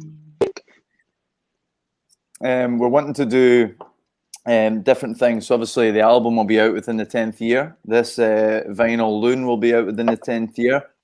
You might have also noticed that the debut album isn't on Spotify at the moment. That's because we've taken it down to re-release as a reissue. That won't be physical. It'll just be coming out digital. But we wanted to add a couple of B-sides, Change and Leon, which just missed off that album first time round. And we wanted to bring it out and just kind of, I don't know, just inject a little bit of new life into it. And with a second album coming out this year, we just thought it'd be fun to like re-release that with a little bit of a difference. So we're just trying to do some things this year to kind of just, I don't know, celebrate the achievement of making it as 10 years of a band. Because whether that was just like, you know, rehearsing in a garage and doing the odd kind of pub gig, which is absolutely fine as well, or whether it's been guys really trying to like push it as much as they can, I think it's an achievement to last that long with guys and, you know, never have had fallouts that lead to people needing to walk away. When people have left this band, it's just been for personal things. That's fine. But I've said, you know, I've had some of my oldest and dearest friends in this band. You're now my dearest friends in amongst that circle, but like guys that I grew up with, Eggy and Chick and the White Brothers did amazing. Obviously, Brian Mackay were in here and did great things. But, you know, this version of the band, and it's no slight on anyone, I think character-wise and how we all feel about music is, I can only speak for myself, not Rob and not you guys and bands you've been in, but this is the best feeling and the best creative kind of relationship and chemistry I've ever had in music, you know, in terms of respect for each other and supporting each other's ideas, being collaborative. Totally, man. I think this new album coming is going to speak for itself as well. Yeah, 100%. So this one next is The Peak Beneath the Sea. So I'll give a quick brief. I do understand I'm talking rakes, and you know that's not new to folk, but obviously I'm giving a wee insight about how it's written, and then I love the others to beef it out. This one was riff-wise was at a wee practice studio in Edinburgh, very near the castle. We used to go and practice there when Mackay was in the band. Just at the Grassmarket, wasn't it? Yeah, it was really cool location and stuff. And yeah, we used to just go down there on a Friday night and, you know, to the detriment of our partners, like be gone for the whole weekend. But that's what I mean when I say taking that break. We needed it as a band. We'd done 9 years of that every weekend, every holidays, people coming second and making sacrifices for us. So this riff it came together. The song kind of flowed together quite naturally. But lyrically, it was about an escape and finding an escape when you're in those dark moments. So not just about feeling the depression and things like that. It's more about like going to a place. And for me, it was the place I actually proposed to my wife. We would go camping there quite a lot, a place called Loch Morlich. And you would see the reflection of these, you know, the mountains, the Cairngorms in the loch. So obviously not quite a sea, but, you know, it looked like mountains underneath the water and things like that. The peak beneath the loch didn't quite roll off the tongue as well. But it's all about, like, you know, when things were getting really, really tough, we would go there and it felt like an escape. It felt like I could breathe again. I was in, like, nature and forestry and stuff, and it was just like, that is being able to exhale a bit. But other than that, which makes it a pretty standard song, this one has such extra meaning to me because a dear friend of us who was in loads of other bands, Hopeless Heroic and loads of other projects, David Knight, he was known to us as Di. He was like such a talented, such a happy, lovely, just lover of life, lover of music. Whenever we'd go down and play London, we'd stay at his house, him and his husband Rory. He would just put us up, he'd get us great gigs, played Camden Rocks, and he kind of got us those opportunities. And he had one of the former sound engineers from Bring Me the Horizon actually mix this song basically for free, like absolute mates rates, just making sure his like hourly rate was covered and nothing else. It's not my favorite song out of all these. It's not one that has crazy meaning. I think it's a good song. It deserves its place in it. There was no question about that. But the reason it now feels so much to me is that Di was for free when we had no manager. He was really trying to push us. And he said, look, I think getting this guy to mix this might be a good avenue and we'll see what comes from it. And, you know, nothing did. But it was just, it's got so much of him on it. It's a different mix to all the rest of them. All the rest were mixed by Bruce Rintoul and mastered by Ed Woods. This one was mixed by... I've actually forgot the guy's surname because it's all about Di in my mind, but it was Phil. Yeah, Phil Gonnell, man. So he's on his way to being like a bit of a superstar producer. Like he was, like you said, he did a lot of live stuff with Bring Me. He was the kind of the sound guy for All Time Low for years, and he's branched out in production. So he's done a lot of production with them. I know he produced one of the, I think it was maybe the last Death of Anna album. I think he produced that and did a lot of songwriting as well. Those guys. So yeah, he's a really, really talented guy. You know, he was based in Sheffield when we worked with him, and I'm pretty sure he's over in LA now. But yeah, just a super talented dude. Yeah, so like that was cool, but like I guess that I kind of beat around that, not saying actually, but you know, Di tragically passed away from cancer. Like he was battling it for such a long time, and when he was managing us, was still battling it and was still coming out to gigs and trying to push us onto things, and just a measure of the guy. So now when I think of this song, it's absolutely him. So I like to raise a glass to Di, I guess, and we'll listen to Peak Beneath the Sea. I don't think anything else is important to be said other than that. So yeah, I'll hit you up with the Peak Beneath the Sea once I go on mute.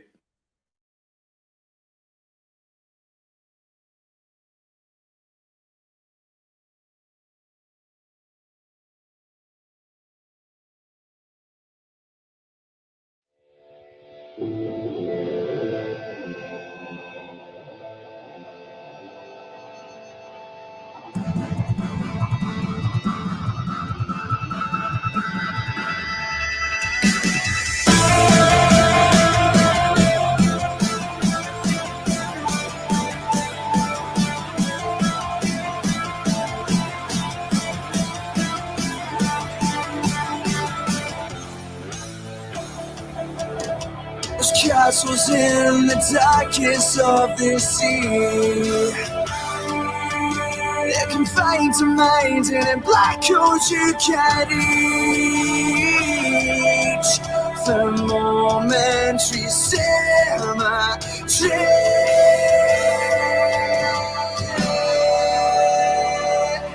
So I'll run away to the peak beneath the sea, and I'll find the place where we can start to breathe.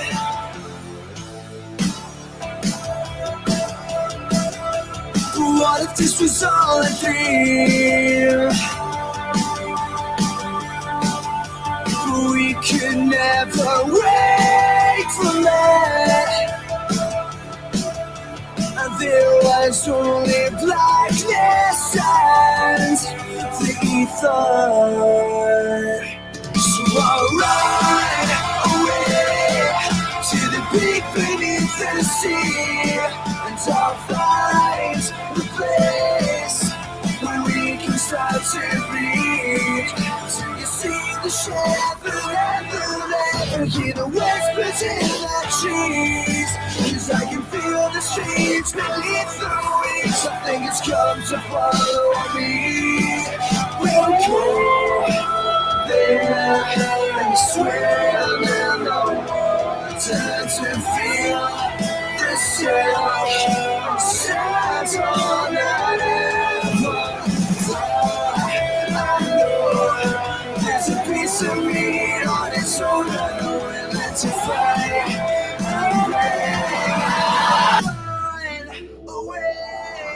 To the peak beneath the sea, and I'll find the place where we can start to breathe.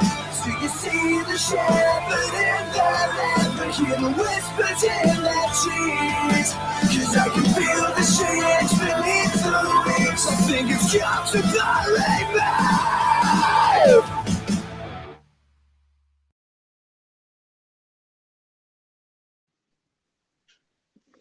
It was also really fun shooting the video for that song, wasn't it? Yeah. The bridge going to Southside. Was it the end of Argyle Street in Glasgow? Is that where it is? Yeah, on the motorway by the so. by the Clydeside River. Yeah. Yeah, like the M8 bridge over there. It was crazy, wasn't it? Because it was pretty late at night. I think it was like maybe 10, 11 o'clock at night or something, and literally just under the bridge, right, like near some houses and that. Andy beating the hell out of his kit and that.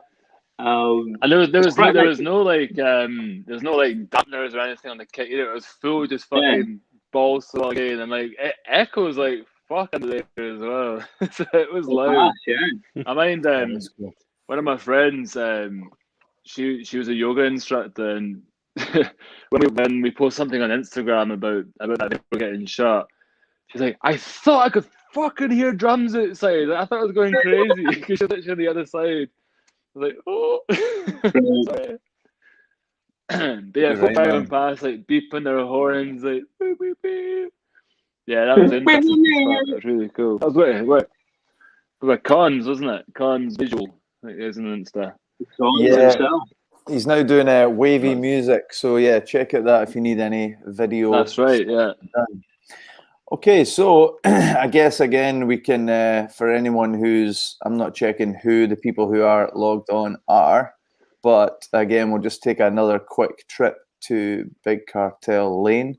So yeah, we started the night yesterday with 250 copies of these. I've not looked at updated sales totals, but we've been getting some steady sales through from last night and today. So that 250 will be going down. Amazing. 100%. Thank you so much. Yeah. Again, the gist of it is we'll never ask you for money for nothing. We wanted to bring you a beautiful package, beautiful artwork on T-shirts, a beautiful package design and lyrics on the inside of a vinyl. We've never released a vinyl before. We need to sell these to be able to make record number 2. So a big thing you can do tonight as well. We don't have hundreds of people watching the stream, but that's cool. We've got people who we care about. A big thing you guys can do is pass it on to your friends. Like, you know, like let them know if they collect vinyl, if they like music of our kind of stuff, if, you know, they think they just want to support kind of independent bands, if they just like cool merch and t-shirts, stick the link onto them. Like, it's really tough nowadays to post something on Facebook and get some likes. Like, we've got like nearly 8,000 followers, and we'll post something up and it'll show me the analytics that 20 people have seen it. Now, that's not me being big-headed, like, oh, more than 20 people need to see that. That's just ridiculous. You know, people have chosen to like our page and only 20 people are seeing that. So we need people to organically share this kind of shit, or it's just useless now. It's useless even trying, you know?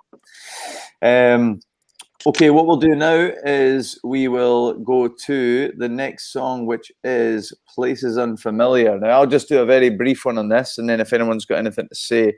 This one was, and this is a pivotal song for me, because this was the first song where you can listen back to early Cope EP and For All Our Sins Were Golden, the first ever We Came From Wolves song, and album tracks, and it's quite clear I'm kind of dancing around, like feeling, you know, low and things like this. But we were writing for radio.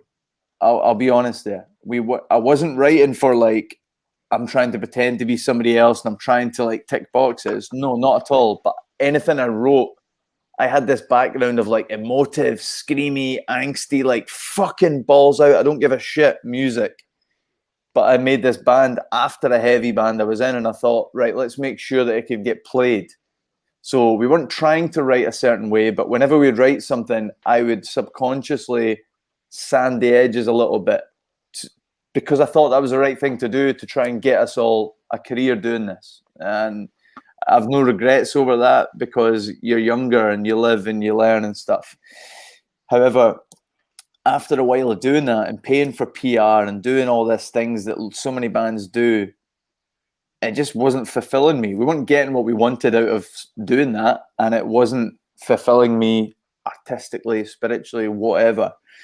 Places Unfamiliar was the first song I feel where I kind of took the stabilizers off, took the rubber rings off, and went back to my roots. Whereas when I was a younger songwriter and didn't care about those kind of things, I was like having passion throughout everything I did.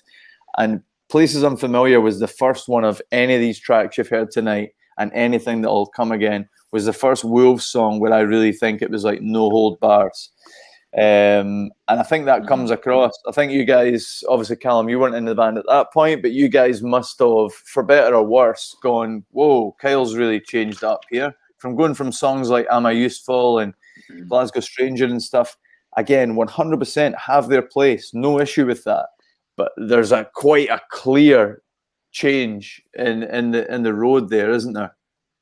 I think for me, like, I just felt like it was more like a maturing in your songwriting, Kyle, to be honest. Like, I know like the early stuff in the band, and you know, I kind of see it as like three kind of distinct periods. You know, the early period, obviously, with Chicken Eggy in the band, where it was still quite pop punky. We all had those influences from earlier bands, and we've all played in different bands in that scene and things. And you know, the second phase was with the White Brothers, where you know, it kind of went to more of a kind of like a darker sort of poppy vibe, heavy pop. And yeah, we were all about, you know, trying and get stuff on the radio, and you know, we were trying to get like good shows and, you know, support us and things like that. And then yeah, this for me was really the beginning of the, you know, what is the current chapter of the band. And you know, for me, I've always been into like heavier bands as well. You know, don't get me wrong, I absolutely like love the songs that we did and the you know, the previous two sort of phases, and I still listen to them all the time, just as I listen to this stuff all the time, which you know, is a testament to how good the music is. But for me, yeah, it just felt like you know, your songwriting really matured, and you know, it wasn't like a massive shock, or it didn't, you know, seem to me like it was, you know, a completely different style. It just felt like a natural progression. You know, we were maturing as songwriters, you were maturing as a songwriter, you know, and it just felt like the music was just progressing naturally. And yeah, you know, I think it's coincided with a really successful period in the band, you know, and getting a lot of good playlisting and reaching new people and being able to, you know, go and tour in Europe and things like that. And I think that probably wouldn't have happened if we would have kept, you know, sort of similar trajectory and a similar sound. So yeah, I'm loving it, to be honest. Any young bands watching this, like, there's no right way, and 100, we would be nobody to tell anyone.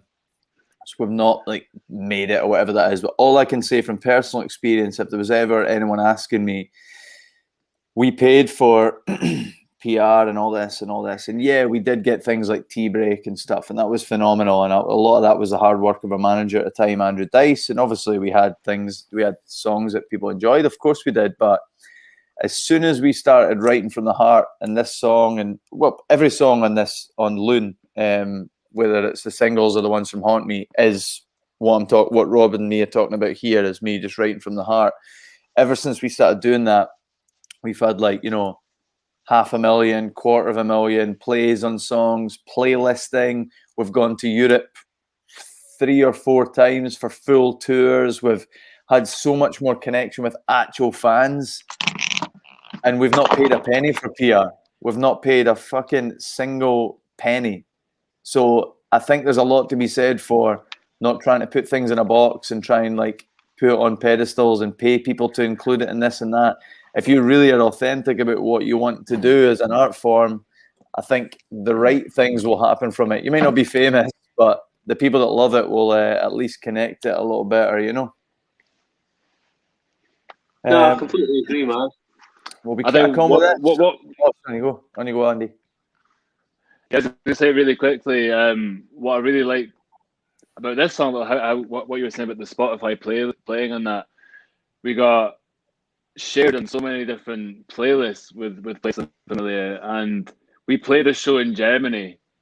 I can't remember where it was. It's where you gave me that. You gave me a haircut outside in the car near park. Near Dortmund. Yeah. We played with a band called Like a Mess. Lovely guys. We still keep in touch with those guys quite regularly.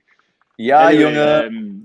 Ja, Junge. Yeah, fucking legends, man. The sound does. Anyway, so we just came off stage, and a guy came up to us in the audience, and he was like, "This is mental." Literally, I've heard you guys before. I listened to you guys on Spotify. I came up with a playlist, and you guys played a song, and it was Places Unfamiliar. And he hadn't checked us out. He didn't know we were playing that night. It was just happened by chance that we were performing, and just that power of Spotify and these playlists that we happened to be listed on it, and then it just clicked in his head, and then he came up to us after it, and it was mental, that just completely out the blue, completely random, that he stumbled across us. It was just so weird.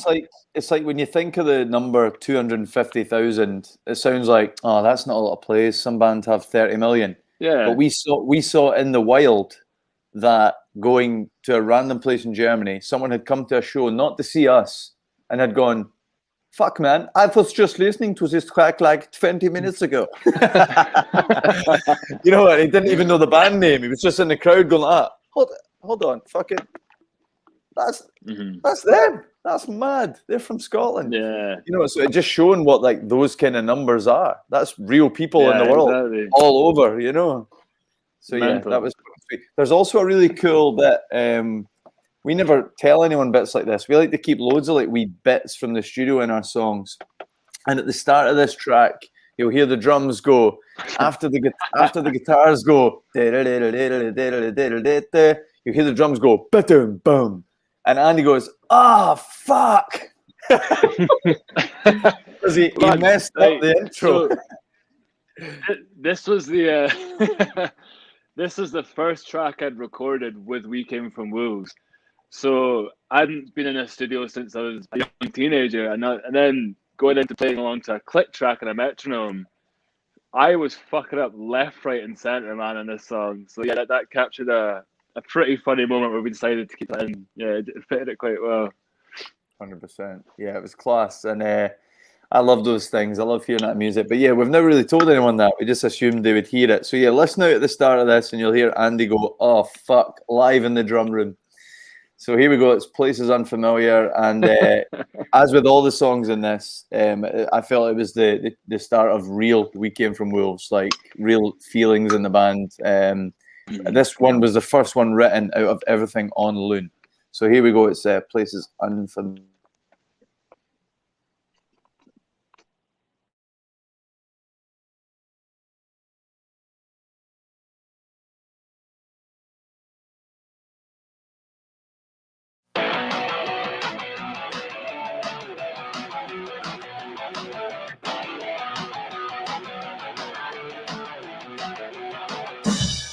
This isn't I came for me, and I just wish I could make you see this was never ended. All this time away in places unfamiliar.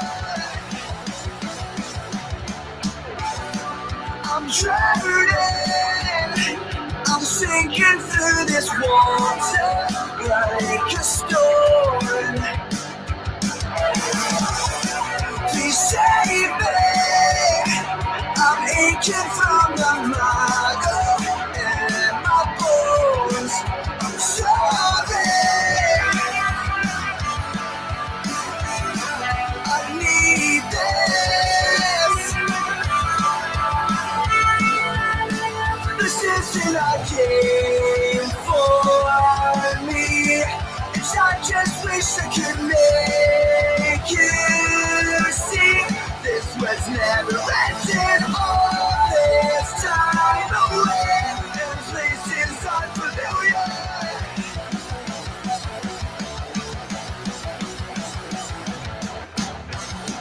I'm breaking, I'm longing just to feel like I'm alone.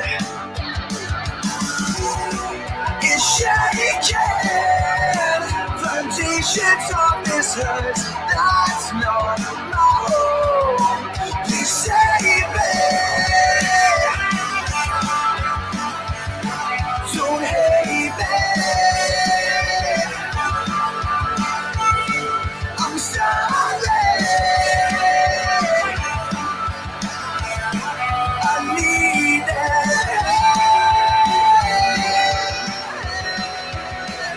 Just me,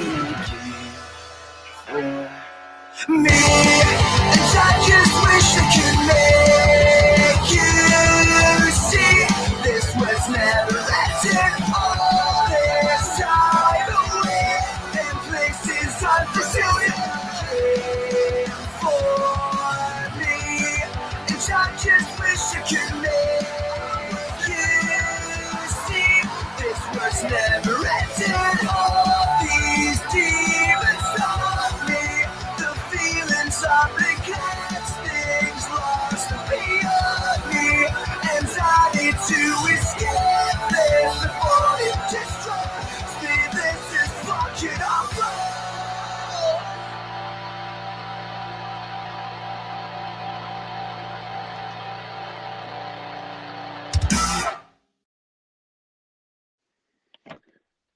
We'll take a minute to appreciate Rob's sweet little bass lick before the wee break in that song. Oh, it's fucking lovely, man. I guess I talked a lot there about like what that song meant in terms of writing style and what it meant for the band, but just a real quick touch on it. That's actually a pretty emotional song for me. Like maybe I feel, if Rob's saying that he didn't actually notice a crazy different change, just a bit of a maturity in terms of the songwriting. For me, that was the first song where I'd been like, that was the first time where my mental health had really got to the point I was like, what's the point me being here and stuff like this. We're talking a good few years ago now as well, and I'm not trying to cop out saying I don't feel like that way sometimes anymore either, but like at this point it was like the first time I'd really woken up to that stark feeling. And I remember realizing it was because I'd come off an amazing tour and I'd had some real issues after that, and was looking at things in my life, and actually it's weird, I'm not ashamed because it was things I needed to go through, but I'm ashamed at like hurting other people questioning, was it them that were making me unhappy? And then spending months apologizing for that, because it wasn't that at all. It's just I needed to realize that it was just how much I loved doing what, the long way around this is that, we're all born into this, like, no matter what your religion or spirituality is, we're all born into this very, very short time on an earth. And we're programmed to, like, well, we just better make money and work in a job and that while we do that. And it just doesn't really cut it with a lot of people. And it certainly started to penny drop for me. And I was like, I've been on tour for 3 weeks, doing amazing things like showing up. I wrote this to Callum once. I wrote a little, I showed him my notes, and it was like, feeling like this is what you should do. You're great at it. You manage your day. You show up. You put on an amazing show. You speak with people. You connect with people, all this. Then you go back to work and you're just treated like shit because you're a number. And I just couldn't deal with it, man. I couldn't deal with it at all. And that's what the chorus means on that. I know it's pretty obvious, but this isn't a game for me. And the artwork on Places Unfamiliar, when you go on Spotify, it's looks like yellowy kind of heather, and there's a wee cottage. That's the actual view from the train as I approach that little cabin where I go and do the writing. And that place that was Places Unfamiliar. Touring is Places Unfamiliar. But Places Unfamiliar is what saved my life, honestly, because going to places where it's unknown and just being yourself, having none of this, like, this guy thinks that of you, she thinks this of you, you're meant to be in this organization, you're not doing more efficient work. All this bullshit was starting to make me think, why the fuck do I even want to be a human on this earth? But then going to these Places Unfamiliar and these beautiful places to write, or these beautiful places to tour and do what made me love life, was just like, fuck, mate, fill my cup full of that. I'm not asking to be a millionaire. I'm sleeping on fucking floors. I'm in a cottage where there's no Wi-Fi, and I'm eating pot noodles for 7 days straight, just playing my acoustic guitar and going for a walk. But this feels way better to me than putting on a shirt and tie and oh, hey, mate, by the coffee machine. Fuck that. You know what I mean? Yeah. Places Unfamiliar is everything for me, really. Yeah, well said, man. Yeah, definitely. Yeah, go on, you go, Cal. I was just going to agree. I think we all feel that tour is kind of where we're at our happiest. I think whether this is good news for you or not, I think that amazing European tour that we went on was maybe the sort of kick up the backside that I needed to finally sort of move away from home and find what I was looking for and stuff. That's still that kind of feeling that I'm chasing. I can't wait to get back to that. But I completely agree with that point that there's a real realization when you're out there that you're that's why am I settling for less than this? Because this is me at my absolute happiest, and it's no frills. It's not glamorous a lot of the time, but you just get so much life from it. Yeah, I spoke to on the podcast that I'm started. If anyone's interested, this isn't a shameless plug. I don't make money from it. The views are low, but we have really great conversations. It's called the Ammo Hour. You can find that on my personal profiles and stuff.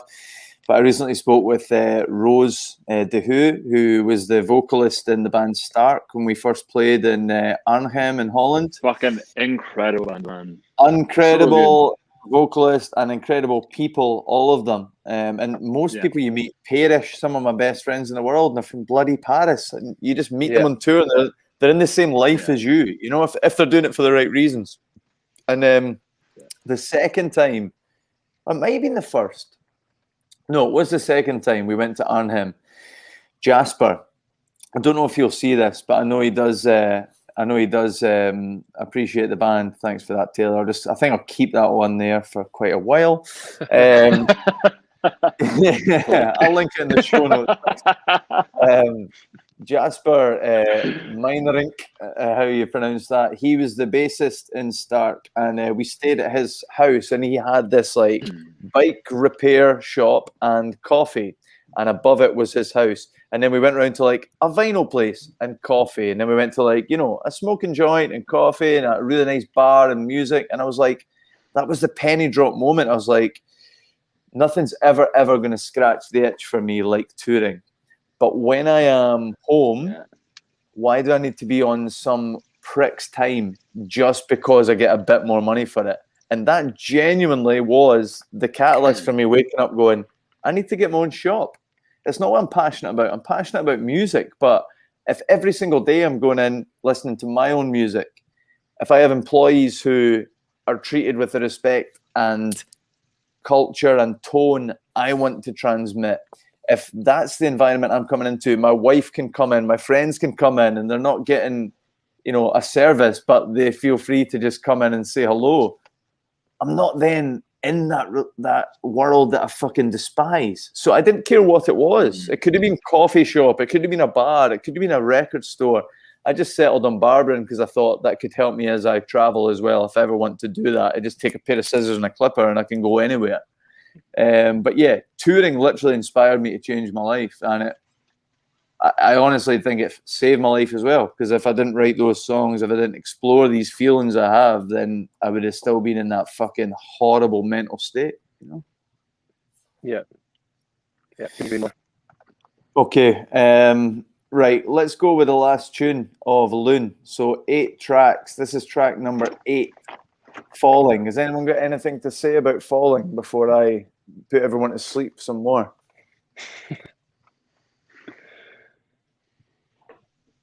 It was definitely one of my favourites to play live. I mean, I've done this before, but I do like crediting Brian for some of these parts that he wrote. I mean, they're very fun to play live. And they were my introduction to this band, so this is one of the ones I remember most from the tour. That's kind of what stands out to me most. Definitely, man. This tune is like, it's an absolute banger. Like when you just hear it on, you know, on Spotify or whatever. But see, playing it live is so much fun, and I think that's, you know, for me, I obviously love this band and I love the music, and you know, even when we're not playing, I listen to our music because I'm such a fan of this kind of genre and stuff, and I'm so proud of the music we make. But yeah, getting to play songs like this, you know, when we're playing live and seeing the reaction from people who are in the crowd and things, it's an unbelievable feeling. And you know, I really hope that everyone out there manages to do something.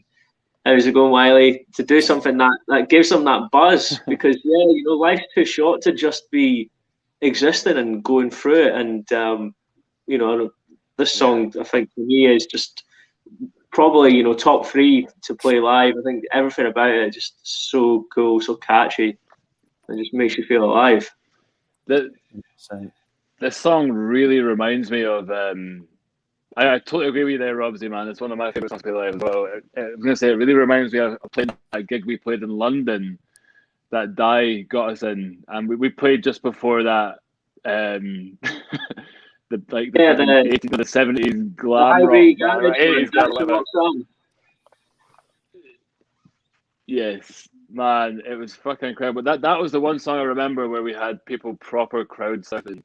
And that was like, fuck me, this is a show, and they're digging it, which was really cool. But yeah, I remember playing that song, just looking at it and seeing a real hundreds of people. Audience, man. Yeah, that was wild, man. We've played some shows where we know people like it. Maybe we've gone back a second or third time, things like that, or they don't know it, but they're just bopping their heads. We went down to that, and people in London, like, and here's the key: it was like young people as well, which was awesome to see. It was like younger generation than us, whereas our music's more niche to them. You know, these people obviously like that kind of alt rock, kind of post-hardcore emo, whatever. And yeah, they're all singing along, and then they're throwing each other up in the air and that, and it was fucking class. Yeah.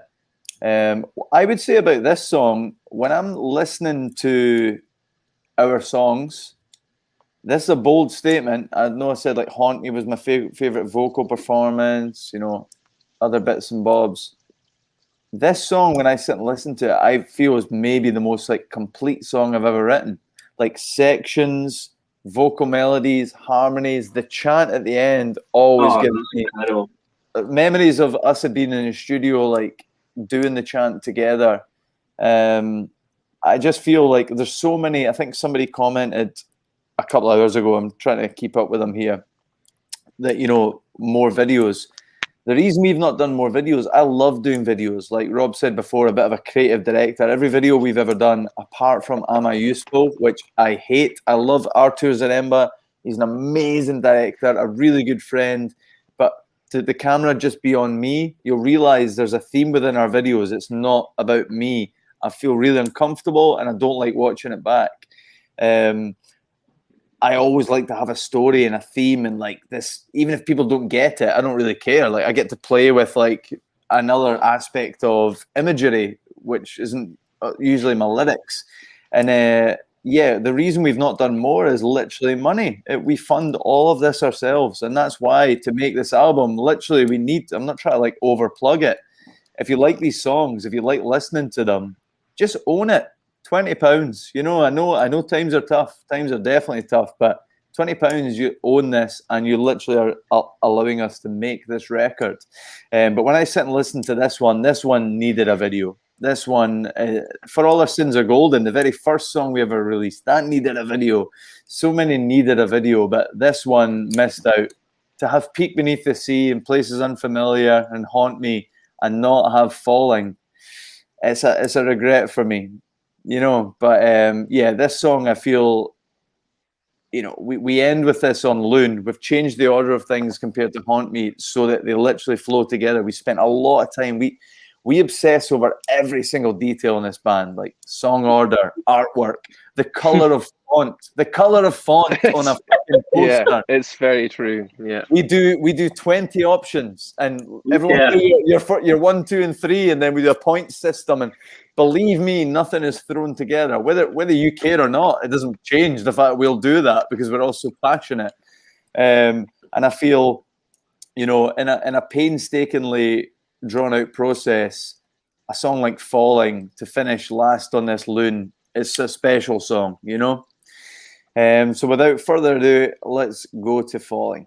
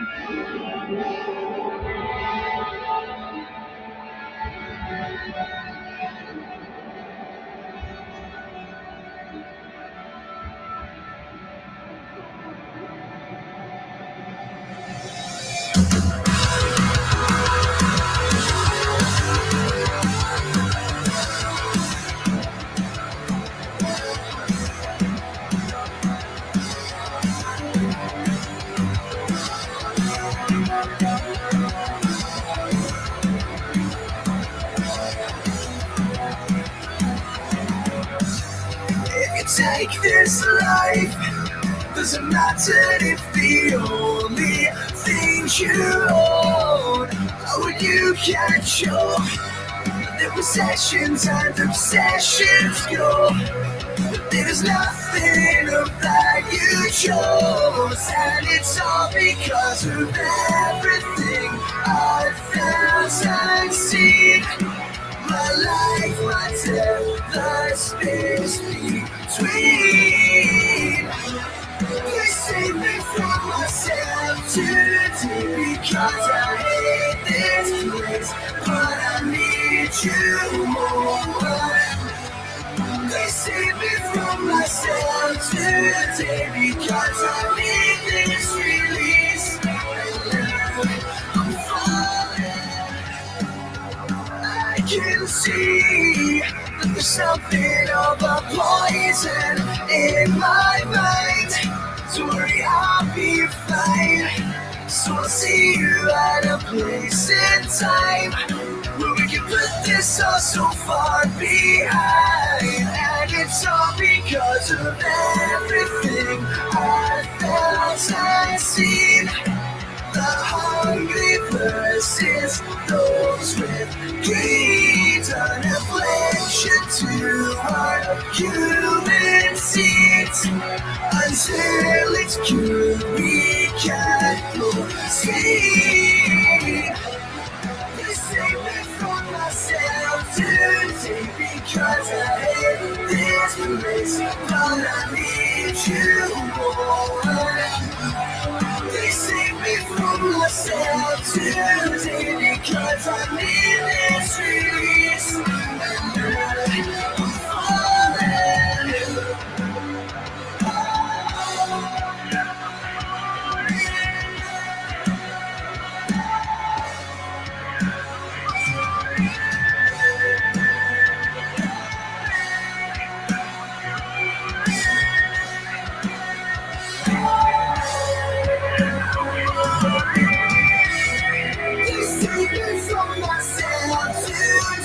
Because I hate this place, but I need you more.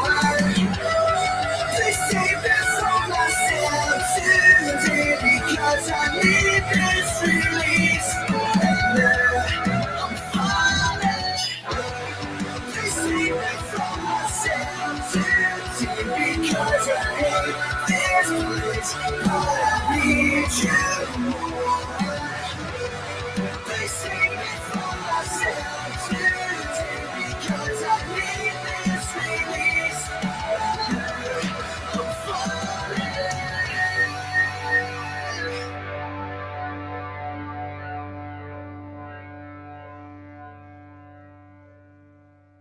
Boom. What a banger. There we go. That is your 8 yeah. tracks of Loon, like the 12 Days of Christmas, but better. Like some 41 said, all killer, no filler, homies. Exactly. right. So that's us there. One more time, I'm going to share this for anyone who's not seen it. Share screen. Okay, Chrome tab. I mean, this is what the YouTubers do. They just talk you through what they're doing because they're really. Yeah, so you can get the album, like we said before. If we go into here, it's not been a profit-making exercise. You know, we've paid extra to get some beautiful within the color scheme on the actual wax itself. We've self-released this one as well, so no one's helping us pay for that. We thought that was an important thing to do. It's another, to be totally honest, that's another reason we're re-releasing the debut album. We're trying to make everything in-house as we go forward. All the lyrics are here, set out. This beautiful t-shirt design from Rodrigo Serna from Madrid. Beautiful feminine spirit deity Loon there, moths, dead hair, snake and all. And if you want to find out why it's got those items, you can ask me privately. Yeah, Snake you can get and all. yeah. The t-shirt will tell you what it's all about. Yeah, Viper et al. Yeah, so you can get all of that for just 35 quid, or you can just grab the vinyl itself for 20, or the shirt itself for 20. So you don't need me to be Carol Vorderman to tell you that's a saving right there, my friends. Let's be honest, would you rather give money to like a hard-working band like us, or line the pockets of Jeff Bezos and make him even richer by buying pointless consumeristic tat you do not need from Amazon? Exactly. Yes, Hannah. Exactly. Hannah, that's all. Love to see it. Thank you, Hannah. What else have we got here? What else have we got? Who's chatting? Let's see. Yeah, any other questions you've got, hit us up. Jennifer Crocier, hoping there'll be an album launch night like at the ABC for the new album. 100%, Jen.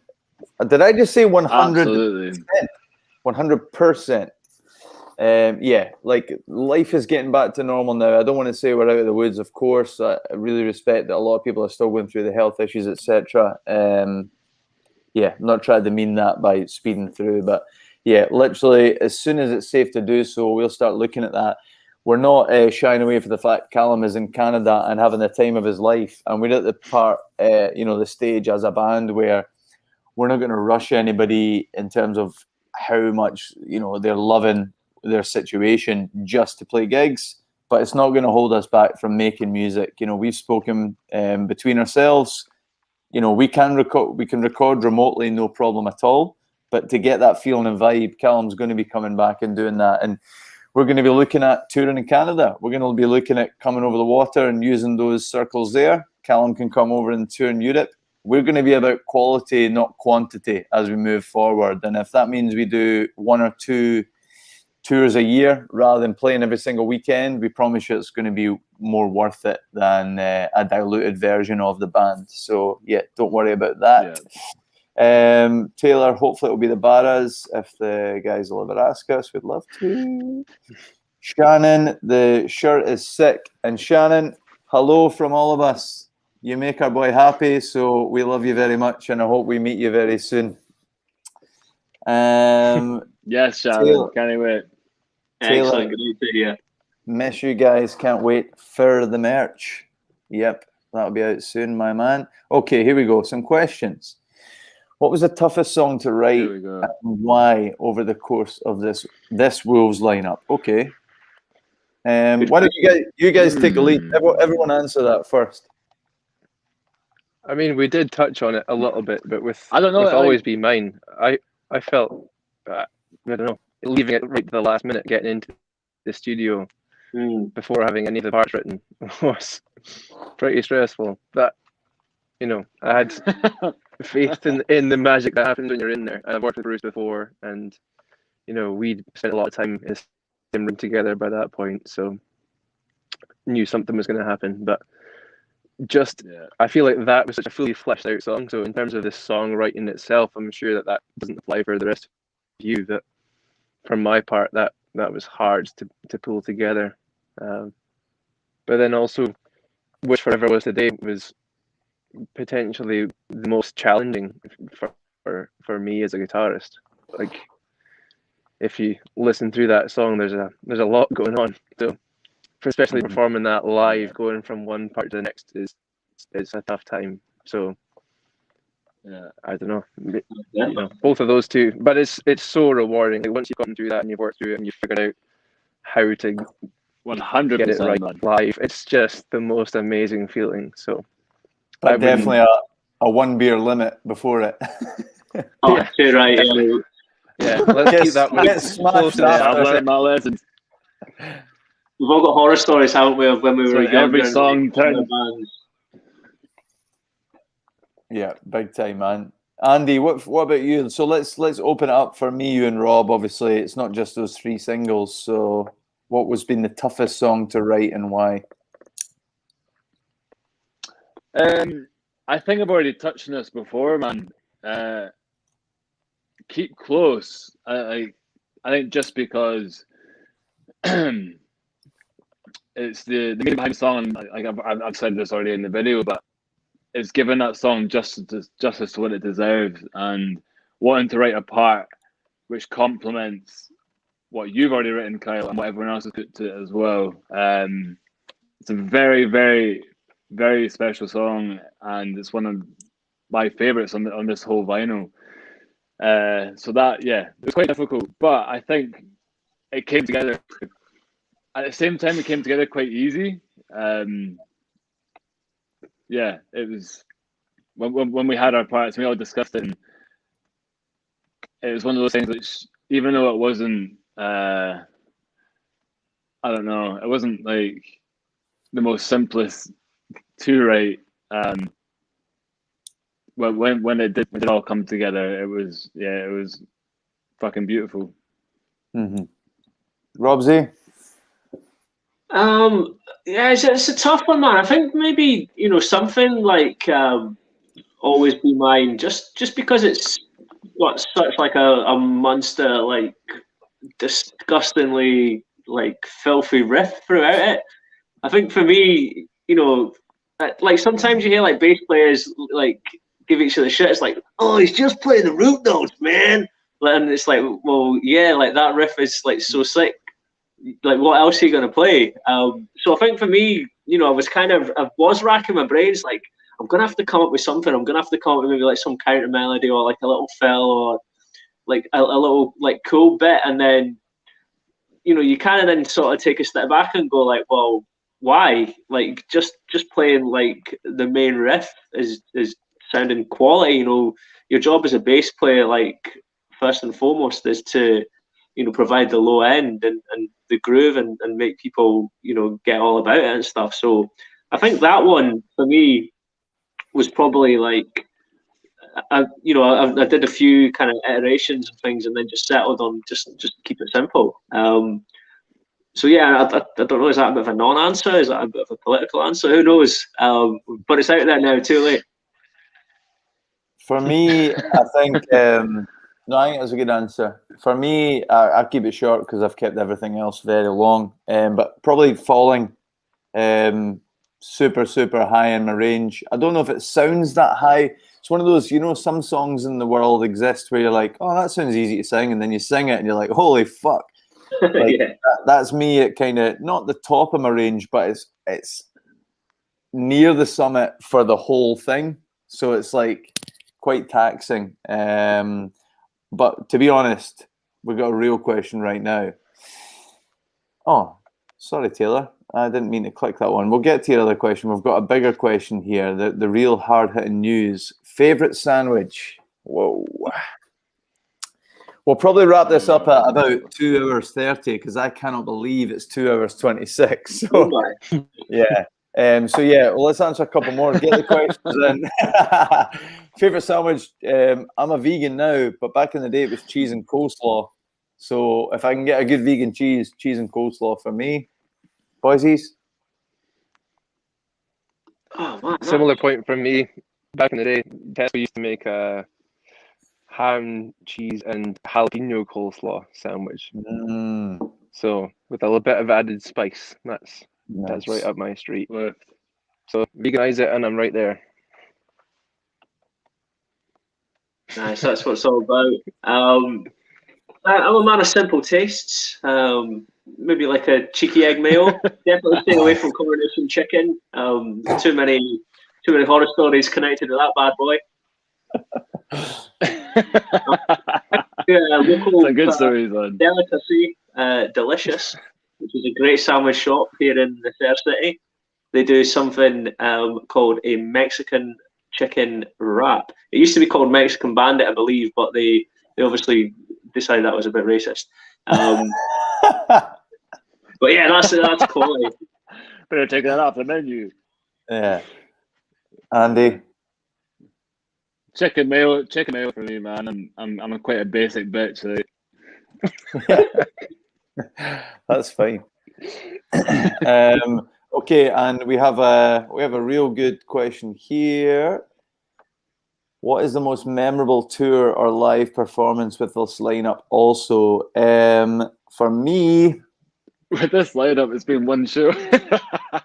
Yeah, but I think it's quite fair to say, like, and Callum won't take offense at this, just as like Rob won't take offense because he didn't make a tour.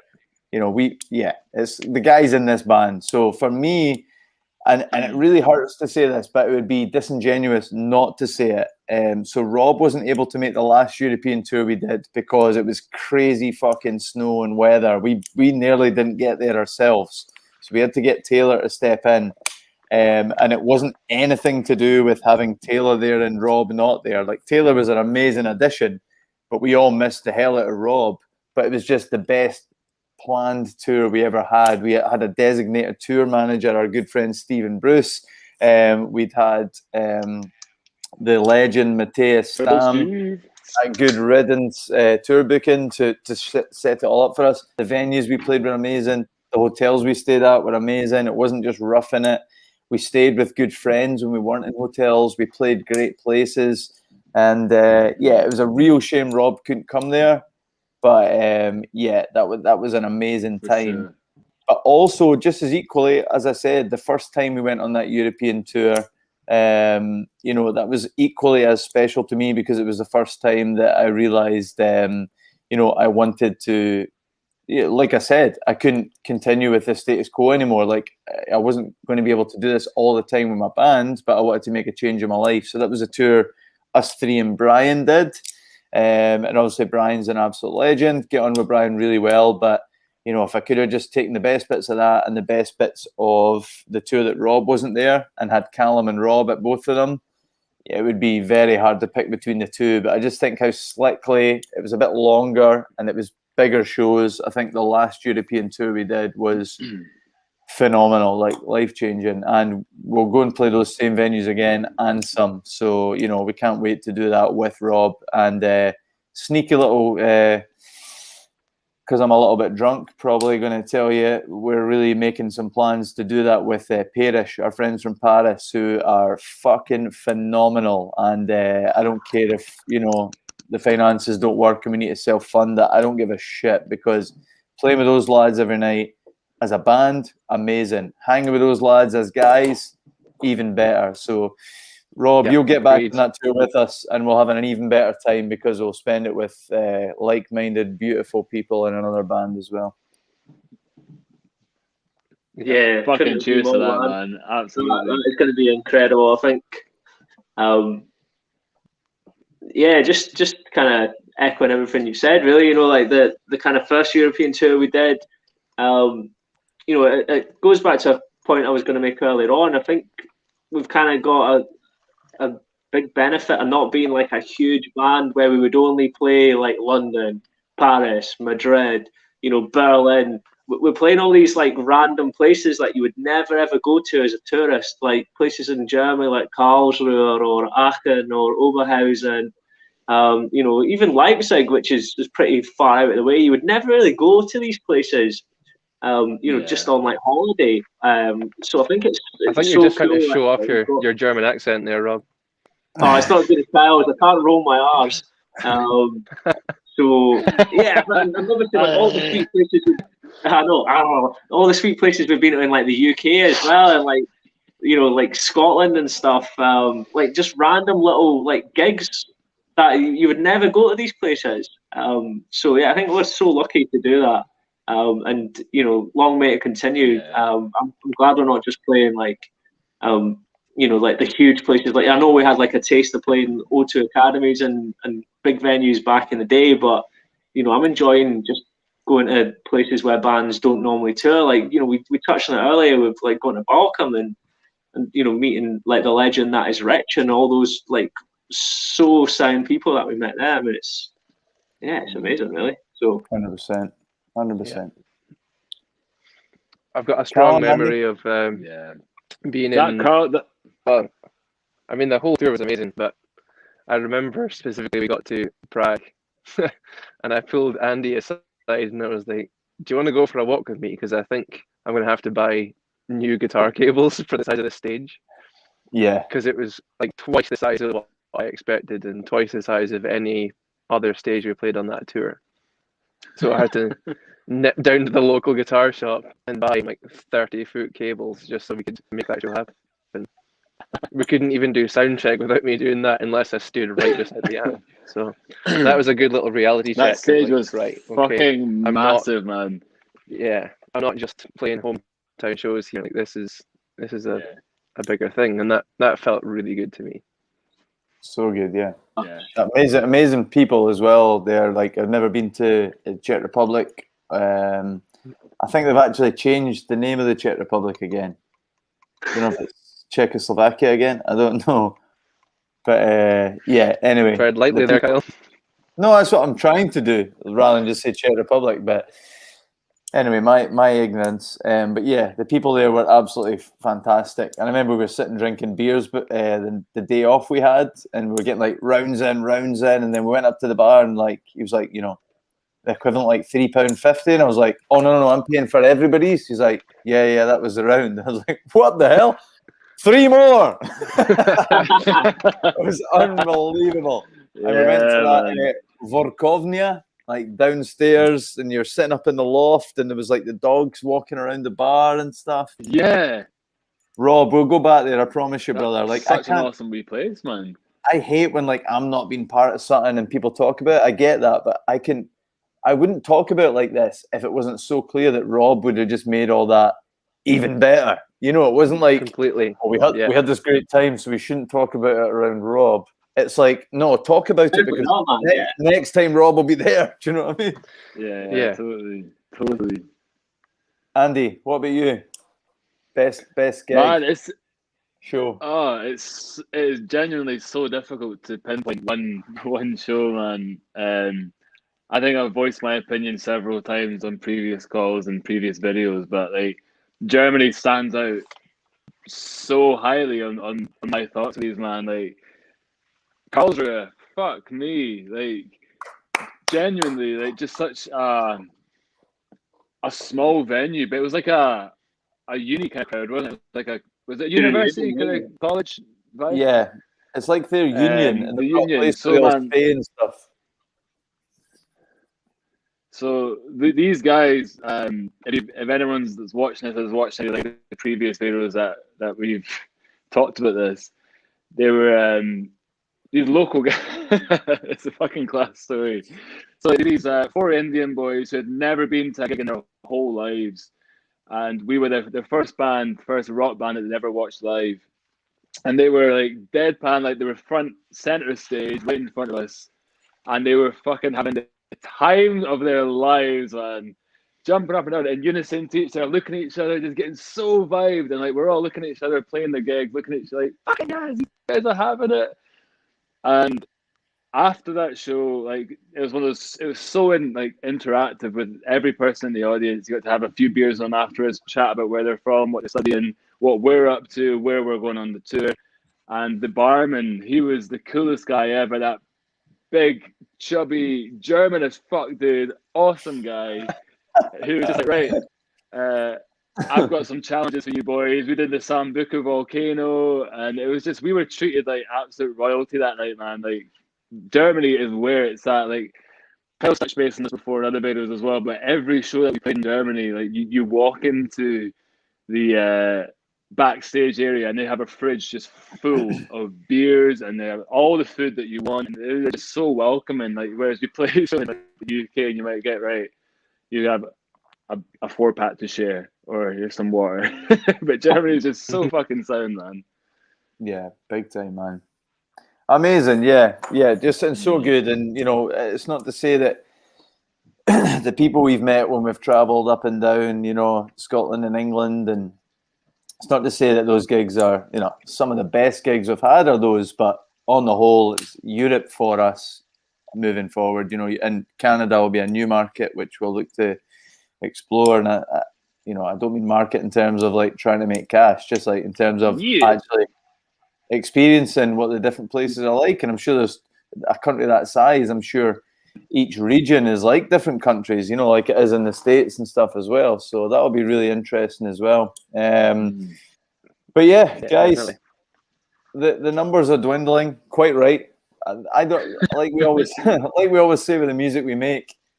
If one person's here, that's great. We've had a good time chatting about this, and I hope that some of you watching tonight have enjoyed getting a bit of an insight into the other side of the music and what our plans are. Just to reiterate everything again, we're releasing this as 10 years as a band. We're releasing this vinyl. We've taken great care in trying to make it as cool as we can for you, as beautiful a product and as high quality as a product as we can. We've painstakingly put the tracks into the order that we feel makes the most sense musically, feeling, theme in the subject matter. It's not just been a random discussion. Same goes for the artwork, the accompanying merch. We put too much pressure on ourselves trying to make sure that all works. Like, you guys might not even be that bothered, but to us, it's like got to be perfect. So we've done all this, and this is literally just the first step to us being able to book in the second album. So as soon as we make the funds from this, album 2 starts becoming a reality, and it is a reality. I could let you hear songs right now. I'm not gonna, but it's there. It's on here. The 17 songs are right here, and when we get into that cycle, we'll probably will do some things like this, but only for the people who are subscribing and pre-ordering, and we'll let you hear early demos, and we'll do all that kind of thing. A lot more interesting than just tonight, listening to the tunes. But we need to get past this stage first. We need to be able to have the funds to do it. And for a band who made all their money on touring and gigging, we've not been able to do it for a year out with our control, and 2 years together based on the time we needed to take personally. So again, we'll post all the links and things up online tomorrow. But I think that says everything we need to say. I'd love to hand it over to you guys if you've got anything else to add. Yeah, I think just echoing what you said, Kyle. Oh, sorry, Andy. Cut you off there, bro. No, I think there's a bit of a lag going on, that's all, man. You crack on, Robsy. Oh yeah, cheers, bro. Yeah, just to say echoing what you've said, Kyle. Really, I think this is something that the people, you guys who have been into this band, have been asking for a long time, for a vinyl, and I think it's a beautiful package. We've kind of put our heart and soul into this, and we're not just doing this to try and fleece the fans and raise a lot of money. Like Kyle mentioned earlier, we could have really made the profit margins much higher, charge more for it, but that's not how we've ever done anything as music. And as fans of music and fans of bands, we want to make this as affordable as possible while being as premium a product as it can be. And we've heard the 8 songs tonight. These songs mean a lot to us, and it's incredible that they mean a lot to you guys as well. And we appreciate all the support you've ever given us throughout the 10 years of the band. And if you're able to kind of help us out and help get this second album a reality by purchasing the vinyl and the t-shirt, then that'd be absolutely incredible. And if you can share it with like-minded people who might be interested in it as well, then that'd be incredible. And we'll definitely be on another call again soon where we can give you a big update on what the second album is going to be about. Mm-hmm. Absolutely, man. Yeah, it's hard to kind of add to any more what you guys have said. Like, we've been working so hard behind the scenes to make this second album. So any help that can be put towards us would be so massively appreciated. Like, we've been so busy, we just can't wait to get out and to perform to you guys again and to see each other again, mainly. But yeah, just so excited. I think all of us just died there as well. Yeah, just thank you so much for the support, and may long it continue. Callum, you want to lead us out, and then we'll end this broadcast after your last notes. Yeah, of course. I don't know. I'm just so glad that we're getting stuff out there. It's kept me going the last few months to have something to focus on, and I've built this little space for myself here, this little music studio over in Toronto, Canada. So yeah, it's nice to have that focus and to have something to work towards. And yeah, I think it's kept us all sane for the past year. And it really is, I think, coming from a place of all of us really loving what we're doing here and just kind of loving each other for lack of other things. That's the only reason it's been worth sticking with this for the past year. And it would have been so easy to just sort of pack it in, but I'm so glad that we're keeping it going, and we've got Loon as a way to sort of celebrate what we've done so far. And then this new album, I genuinely do think is some of the best music that we're capable of making. So I just can't wait to see what it sounds like fully recorded and what the reaction is afterwards. 100%. Great way to sum it up. Guys, I've seen streams like this before, and that little viewers thing is at 200, and they've not got the same connection. Whoever the 7 are that have stayed on this whole time, thanks so much. Like, we don't take it lightly. When we play a gig, if there's one person there who's rocking it the whole time, we talk about that afterwards. You see that one person who absolutely knew the lyrics? Thanks so much for sticking on. It's usually Taylor, to be fair. Yeah. Yeah. Or You German need to give Taylor some credit there. It's always him. Taylor. Survivor till the end. Wherever we go, it's not about numbers, it's about quality and connection. And yeah, thanks for everybody who's stuck on tonight. And yeah, Loon's out there. Once the 250 shifted, we'll make the second album for you. We need your help in getting the word out there. It's not just about buying it, it's about helping us share it there. If you are struggling, you don't have any money at all, and somehow listening to it on Spotify is not enough, and you want the actual tracks, email me. I'll send you the MP3s. I don't give a shit. We're trying to give you something more than that because it's a beautiful thing. But if you just want to own it, that's cool. But what we would ask is that you just help us promote it, because the odds are against the independent these days. We cannot get our word out there. It just does not work. So we need the fans to help us do that. So thanks to every single one of you who's been on there tonight. We're going to end this broadcast and have a wee laugh about how we did on our first teenage boy live stream, and then I'll probably be live tomorrow night with a live stream of FIFA 2021 for anyone that wants to watch. I've got the bug, baby. I don't. This was stressful, but yeah, thanks so much to every one of you. You are the reason we're still going. We love each other to bits, but yeah, we feel there's enough love there from you guys to want to keep doing this as well. So absolutely. Thanks so much. Thanks to everybody for watching. Yeah, cheers to everyone. Yeah, cheers. Thank you, guys. You bastards. Take care of each other. Love you. Speak soon.